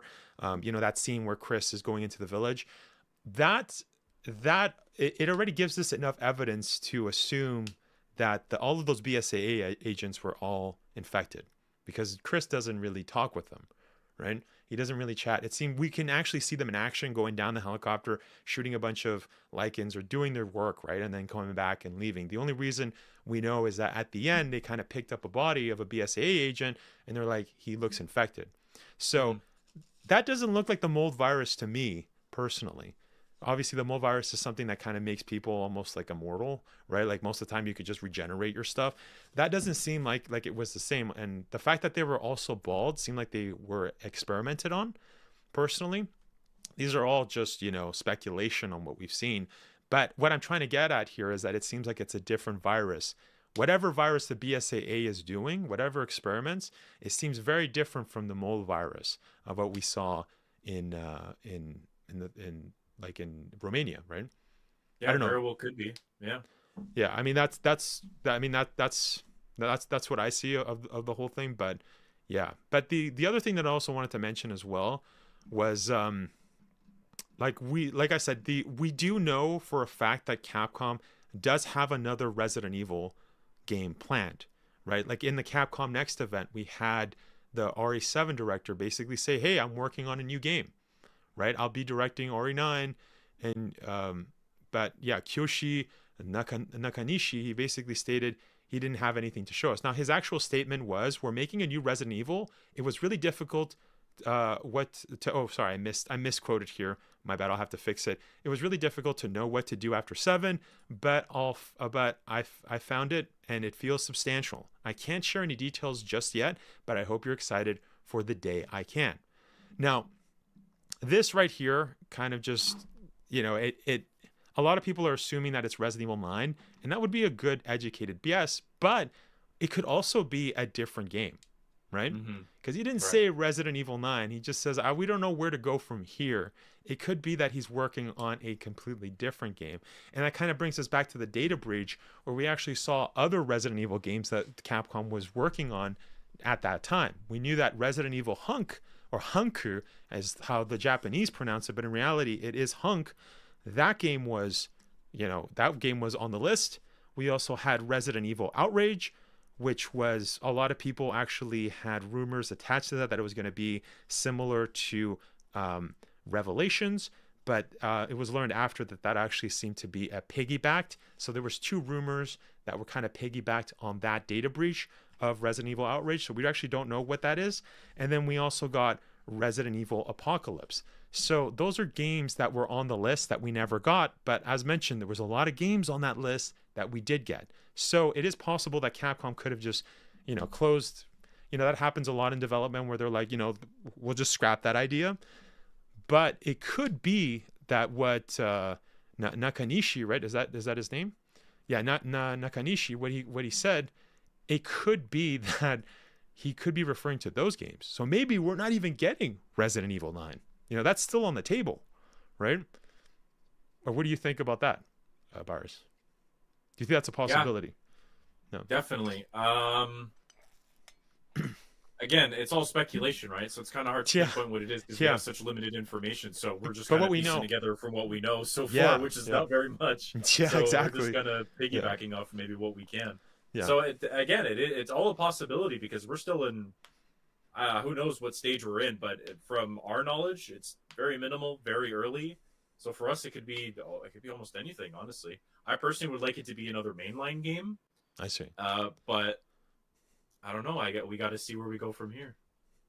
Yeah, I mean, that's just an idea that I wanted to bring out because a lot of people aren't really talking about that, right? Like a lot of people are just assuming that it's Resident Evil 9, and it could very well be, right? Like again, like Byra said, this is just speculation on what we actually based on facts of what we know, but it's very clear that the director didn't say specifically that he's working on the next Resident Evil mainline title, which would be Resident Evil 9.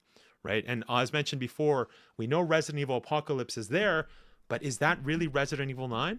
We don't even know about that also. Right. And that's based on fact of the Capcom data breach of 2020. So there's a lot of things where like it's either the next game is not Resident Evil 9. So be prepared for that. Right. Be like for Resident Evil fans that are just expecting the next Resident Evil mainline title, it might not be the case. So, and that kind of leads me to the next thing. Well, there was also something else that I also wanted to talk about. I've also seen a really bad argument that kind of defends leakers. So I've seen this in my chat because there's a lot of Resident Evil fans that really like leaks. They love these fake rumors. They love talking about it. Well, for me, I don't. I actually just want to say the facts, and I kind of want to say what seems very suspicious, and then let you guys decide, and also share my thoughts on it, right? But the one bad argument that I keep hearing is that people always defend leakers by basically saying that, oh well, wait, let me bring up the argument. Let me bring it specifically because, like I said, let me just bring it up. Here we go.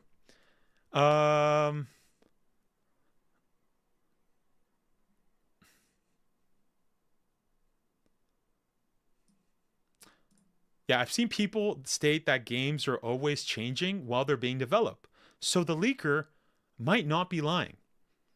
So this is something that I keep seeing. So basically their argument is that when companies are working, Capcom is working on a game, maybe the leak that was leaked 2 years ago, like with the American thing and all of that, maybe that was what Resident Evil 9 was back in the day, right? Maybe those leaks were actually true, and so you can't say that, maybe the leaker was right? So it kind of just gives the benefit of the doubt to the leakers. But the problem with this argument and the reason why it's a poor argument is because we actually don't have facts to actually defend, right? There's no facts of us actually, like for example, Resident Evil 4's development. We don't know the development process of Resident Evil 4. Now, could you go and ask a dev team and ask him like, hey, was Hookman ever up on the table? Was it ever on the table? Was Krauser not being in the game, on the table? Was Luis section on the table? Was Leon going into paintings and like hallucinating like Resident Evil 3.5? Was that ever on the table? There's no evidence for any of that, right? There's no facts. There's never been a dev that's actually stated that. If anything, we actually had the director and the producer for RE4 kind of state that no, the Hookman is not in Resident Evil 4 because that question was getting brought up a lot during that time in an interview that one gaming article actually had with those guys. So again, this is a poor argument. I don't like this argument. It's not a good argument, mostly due to the fact that there's nothing that kind of suggests that that's what's happening. That what leakers say 2 years ago might have been true. If anything, it just gives the benefit of the doubt for leakers. And the reason also that it's not a good argument is the fact that because people are assuming that that leakers might have gotten their information and it was actually true, but then it was changed. Sorry, I lost my train of thought. Shoot. Sure. What was I going to say?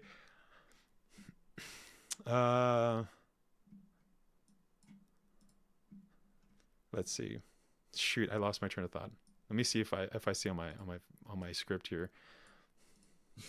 Well, you were mentioning more or less it gives them the benefit of the it gives them the benefit of the doubt just in case it ends up being wrong, which personally as well, I think that's just an easy cop out for them to provide us garbage, especially for the ones who may not really be providing us with anything substantial or correct anyway. It just gives people like you said, a cop out to give us garbage. Yep. Even if they mean it, even if they mean to or not.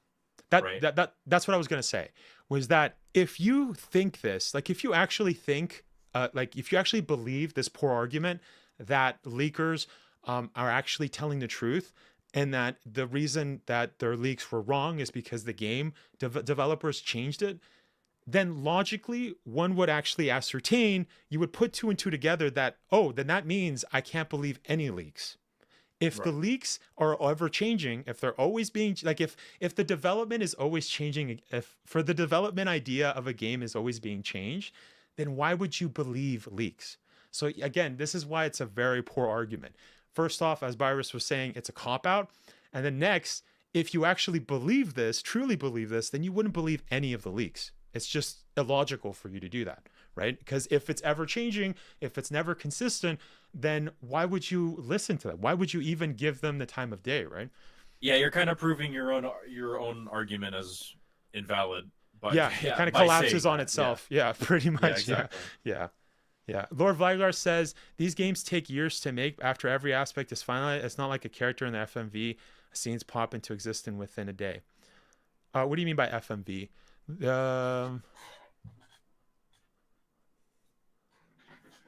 Yeah, I see. Yeah, no, definitely. And I'm not arguing that a development takes very short time, right? Obviously games take several years to make. But this argument that games are ever changing and so therefore you have to give a break to the leaker, no. Because then it's like, don't believe any leaks then. If you're believing, the argument doesn't work, right? It just doesn't. So yeah, that's kind of my thoughts. But kind of moving on, I was going to say, 1 second. I was going to say, we're going to move on to the next section here. What else was I going to say? Excuse me. We're almost done. That's right. Okay, so I've also seen a lot of speculation that kind of suggests that we're going to get news of Resident Evil 9 at the Game Awards. Or sorry, let's be even more vague about that. The next Resident Evil is going to be brought up at the Game Awards. What do you think about this, Byrus? Do you think that's a possibility, or do you think it's kind of a little too late for this year? I don't know, man. The last time they said they were going to do that a few times, we haven't gotten anything. So at this point, I think they just kind of hold out to their own company directive, like at their own shows now, because it's like it doesn't like almost every single company has their own, at least big AAA companies have their own showcases that they do now. So I feel like them giving stuff out for free is kind of, I guess it would be invalid for them to do, because like why would they drive anything away, especially if you're going to present something now and let's say they do it in April. That's 4 months. I don't see them really presenting anything there, because then okay, oh, it's announced, okay, now they're going to build up hype when they do their showcase, they're going to show something there, and then if they don't, you kind of shoot yourself in the foot. So I don't really see them doing that unless they have something that they can at least provide. If I'm wrong, I'm wrong. It has happened before, but I don't know, I just don't think that's going to happen. Yeah, it seems like a lot of people that believe the hype of leaks are always looking at the next big event. Oh, it's something to come out. It's PlayStation State of Play. It's the Game Awards. It's the Tokyo Game Show. It's the German Game Show. It's the Game Awards. It's the next State of Play. It's the next, and it's the next, and it's like, copium, bro, is what it is. Yeah, it's definitely copium. I was also seeing one about a year ago. There's one YouTuber who's like, if this doesn't happen on the State of Play, you guys can call me a clown, and it's like, all right, you're writing a lot on that. You're writing a lot on saying stuff like that, like really. But it does seem a bit kind of ridiculous to kind of assume that everything is gonna, they're gonna get another thing. And also, you brought up an excellent point, because we were kind of talking about this the other day, and it's like what do you think the timeline is? Like, for example, what if the next Resident Evil does get announced next year? You brought up an excellent point that about GTA 6, right? I don't know if you want to go over that. Yeah. Sure. So I was saying, because Wesker brought up a point, mentioning that there may be a scheduled release, or they would expect to maybe see something in 2025 near the end of the year. I said I don't know how plausible that would be, considering GTA 6 is scheduled to come out near the latter half of 2025. Yeah. And let's be real, that game is going to change the industry. It's going to change a lot. Yeah. Like more than a bit. It'll shut the world down for a while. I 100% believe that. So if you decide to release a game around that time, specifically within the same month, a lot of competition. You are inevitably you're setting yourself up for failure, because let's be real, everyone and their mama is going to be getting GTA 6. So if you release anything in the latter year that maybe isn't, like, even in the holiday season, let's say GTA 6 is scheduled to release October, let's say mid-October. You decide to plan your release for a holiday season, let's say sometime November, December. You're still avidly shooting yourself in the foot. It's going to still have, people are still, like, companies are still going to do it regardless, because they got to get, their shares in, right? They're sitting on money by not, or they're losing out on money by not releasing anything. So I get it. It's going to happen regardless, but I think you are inevitably going to shoot yourself in the foot and hurt your sales regardless, because everyone will be buying that. It's the most hyped game of the decade. I have no problem saying that. So I think if you release anything around that time, no matter how hype or big or exciting your game is, no matter how much marketing you do for it, it will not perform as high as you think it will, just because of GTA 6 in general. That's how I feel. I could very well be wrong, but I don't think most people will disagree with me on that point. Yeah, Lord Vlaglar brings up a good point. He says it appears a Resident Evil game comes out, that once a Resident Evil game reveal comes out, it releases at least a year later. So I don't think we would get RE9 until November of 2026 at least, which I think, Lord Vlaglar, that's an excellent point. That is a and good point, the reason being that, if we look at the previous Resident Evil game, that basically got announced on June 2nd of 2022. And I don't remember what was the event for that. Was that the State of Play, or was that something else? It must have happened in June. It could have been Summer Games Fest, right? I don't remember. For which one? Resident Evil 8? No, Resident Evil 4 remake. Oh, the first 4? trailer. Oh, it says State of Play. Yeah, it would have been in the summer, I believe, because then it came out the following year. Yeah, it says PlayStation State of Play 2022, and that's when it released on June 2nd, and we didn't get Resident Evil 4 until March of 2023. So a little bit less shy of a year, but it's still a long time. So I think that's a very excellent point, Lord. Give or take 8 to 9 months, about roughly. Yeah, and I'm trying to think too. When it came to Separate Ways, was that like around 6 months or something like that? Like, again, it's very similar. It was about halfway through its life cycle, I believe. Yeah, within the year. I think Shadow of Rose was like a year, wasn't it? From Village, because it was October. Shadow of Rose was definitely a longer wait than it was for Separate Ways, because Separate Ways came out fairly shortly after. I remember that. Yeah, it came out October. I don't have a specific time frame, but I remember it coming out a lot sooner than it did for Shadows of Rose. Yeah, I'm just gonna search that up right now. Separate Ways. I believe Shadow of Rose came out in October. Yeah, September 21st, 2023. No, September during PlayStation. So yeah, no, it actually released.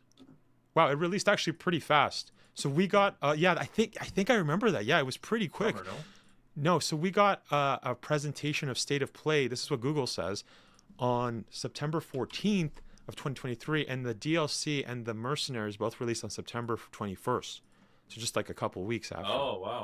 Like a week? What is that? And then Shadow of Rose, I actually want to see the release date of that. Wait, hold up. Shadow of Rose DLC was October, 2022. And Village came out in May of 2021, right? So that was a little more than a year, right? Yeah. Because I remember they put out like a thing basically saying we're still working on a DLC. So yeah, I like how it has the Japanese romaji here. It says Shadozu Oburozu.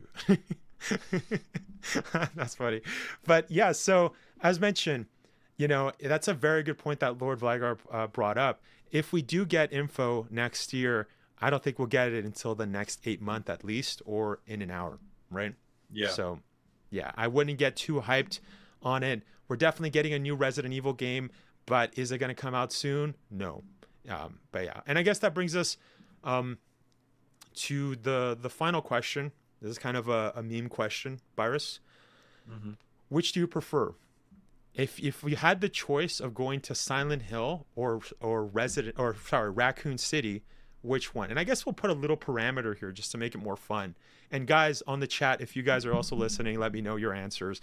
Let's say you're still alive, right? You're not dead. Going to Silent Hill, it's more of like, the chick in whatchamacallit, The Short Message. It's more of like an experience. You'll still come back to the real life unless you get killed there, right? And for Raccoon City, let's say, yeah, you can escape, right? You can do the same kind of pathing of like Leon or Jill, but there is a time limit of the nuke releasing. So yeah, so you're going to the place kind of like Leon and Claire for Raccoon City. So you're kind of stumbled into that, or we could also hypothetically say you wake up kind of like Jill. Either way works. But yeah, so which one would you prefer in that scenario? Honestly, bro, have you seen a fucking liquor? You got me fucked. I am not surviving that, brother. Or not Mr. X or Nemesis. Or Mr. X. Chasing Nemesis. Dude, Birkin, dude, I'd kill myself before I even got there. So I will 100% Silent Hill because I can defeat my own demons. It's literally in my head, dude. I could just be That's the other parameter. You have to go through the same internal demons as James, though. So not personalized. I'm still picking Silent Hill. Yeah. Are you kidding me? Yeah. No, I'm sorry. If you pick Resident Evil, you are looking to die. Well, the good point that you brought up before was that James isn't a trained guy, right? He's not a trained person. He doesn't know martial arts. He doesn't know anything, and you can see that very quickly when you look at his movements, right? So I guess that kind of does bring to the table that it's like, you don't have to have that much experience to be able to survive what James survived, right? Right, exactly. Plus, I'd much rather be able to not fight and be able to run away from things that slowly move rather than a licker with a 16-inch tongue and a big hunkin' boy in a trench coat looking to hunt me down anywhere I go. No, thank you. I think I'll pass. I think. What about you? What was yours? I think I would go with whatchamacallit. I think I would go with Resident Evil. Mostly because the puzzles in Silent Hill are trash, and I'd just be stuck on them, especially if it was on hard. You're playing life on hard mode. Yeah. Oh, wait a second. There's somebody. I gotta block someone. 1 second. How do I block people? Shoot. We'll just do timeout.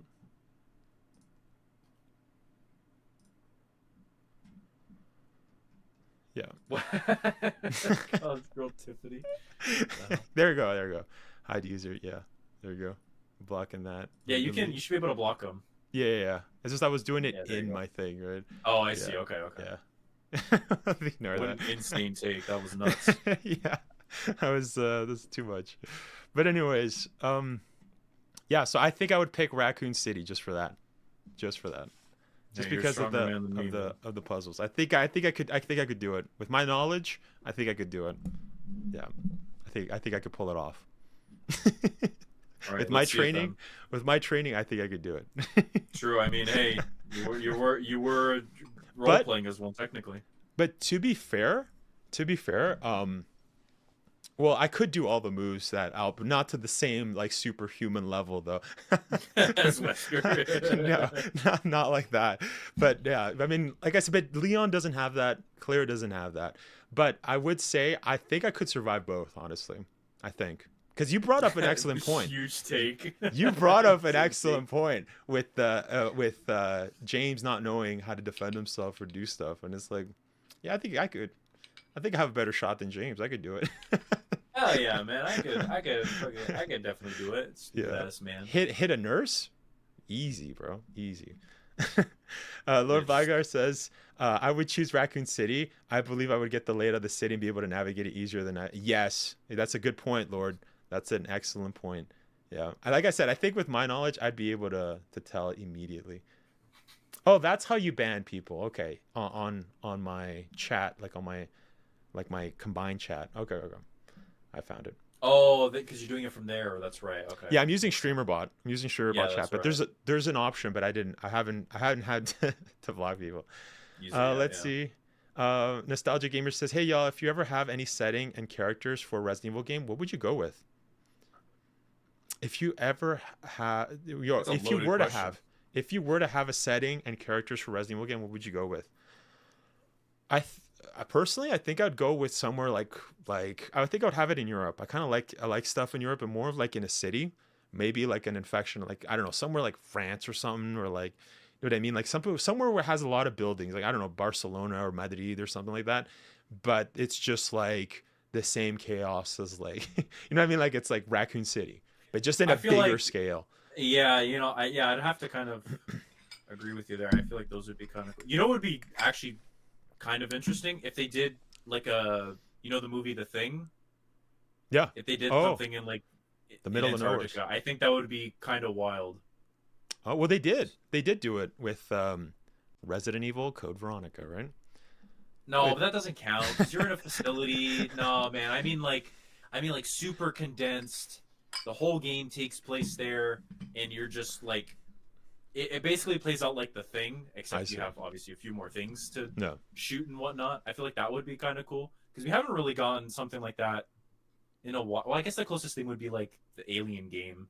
Well, it would have to be with like people, right? There'd have to be people there, or else like what infection would you get? There's like what, a penguin, like a zombie penguin would attack you, you know what I mean? So I guess with that, it would have, you have to have, would be kind of cool.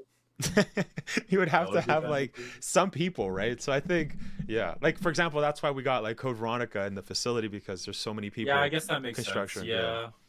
I think what you want is like a creature that, I guess maybe one creature that's just maybe stalking you in like a barren wasteland, and then you're going around, or maybe like a mining town or something like that, like an abandoned town or something like that, or no? That'd be cool. I like, something like that. I feel like what you said about like Spain or Europe would be sweet. I feel like Italy would be a very cool area for. Honestly, Russia would be kind of a sweet place for it as well. Yeah, that could work with the Baron, right? Because there's cities. Yeah. Well, I mean, you're getting stuff like the Stalker games. Yeah, well. I was just gonna say. Yeah. Something like that would be cool. Yeah. Yeah. But I guess that answers your question, Nostalgic. Thank you, everybody, for stopping by. I guess that's where we'll leave off.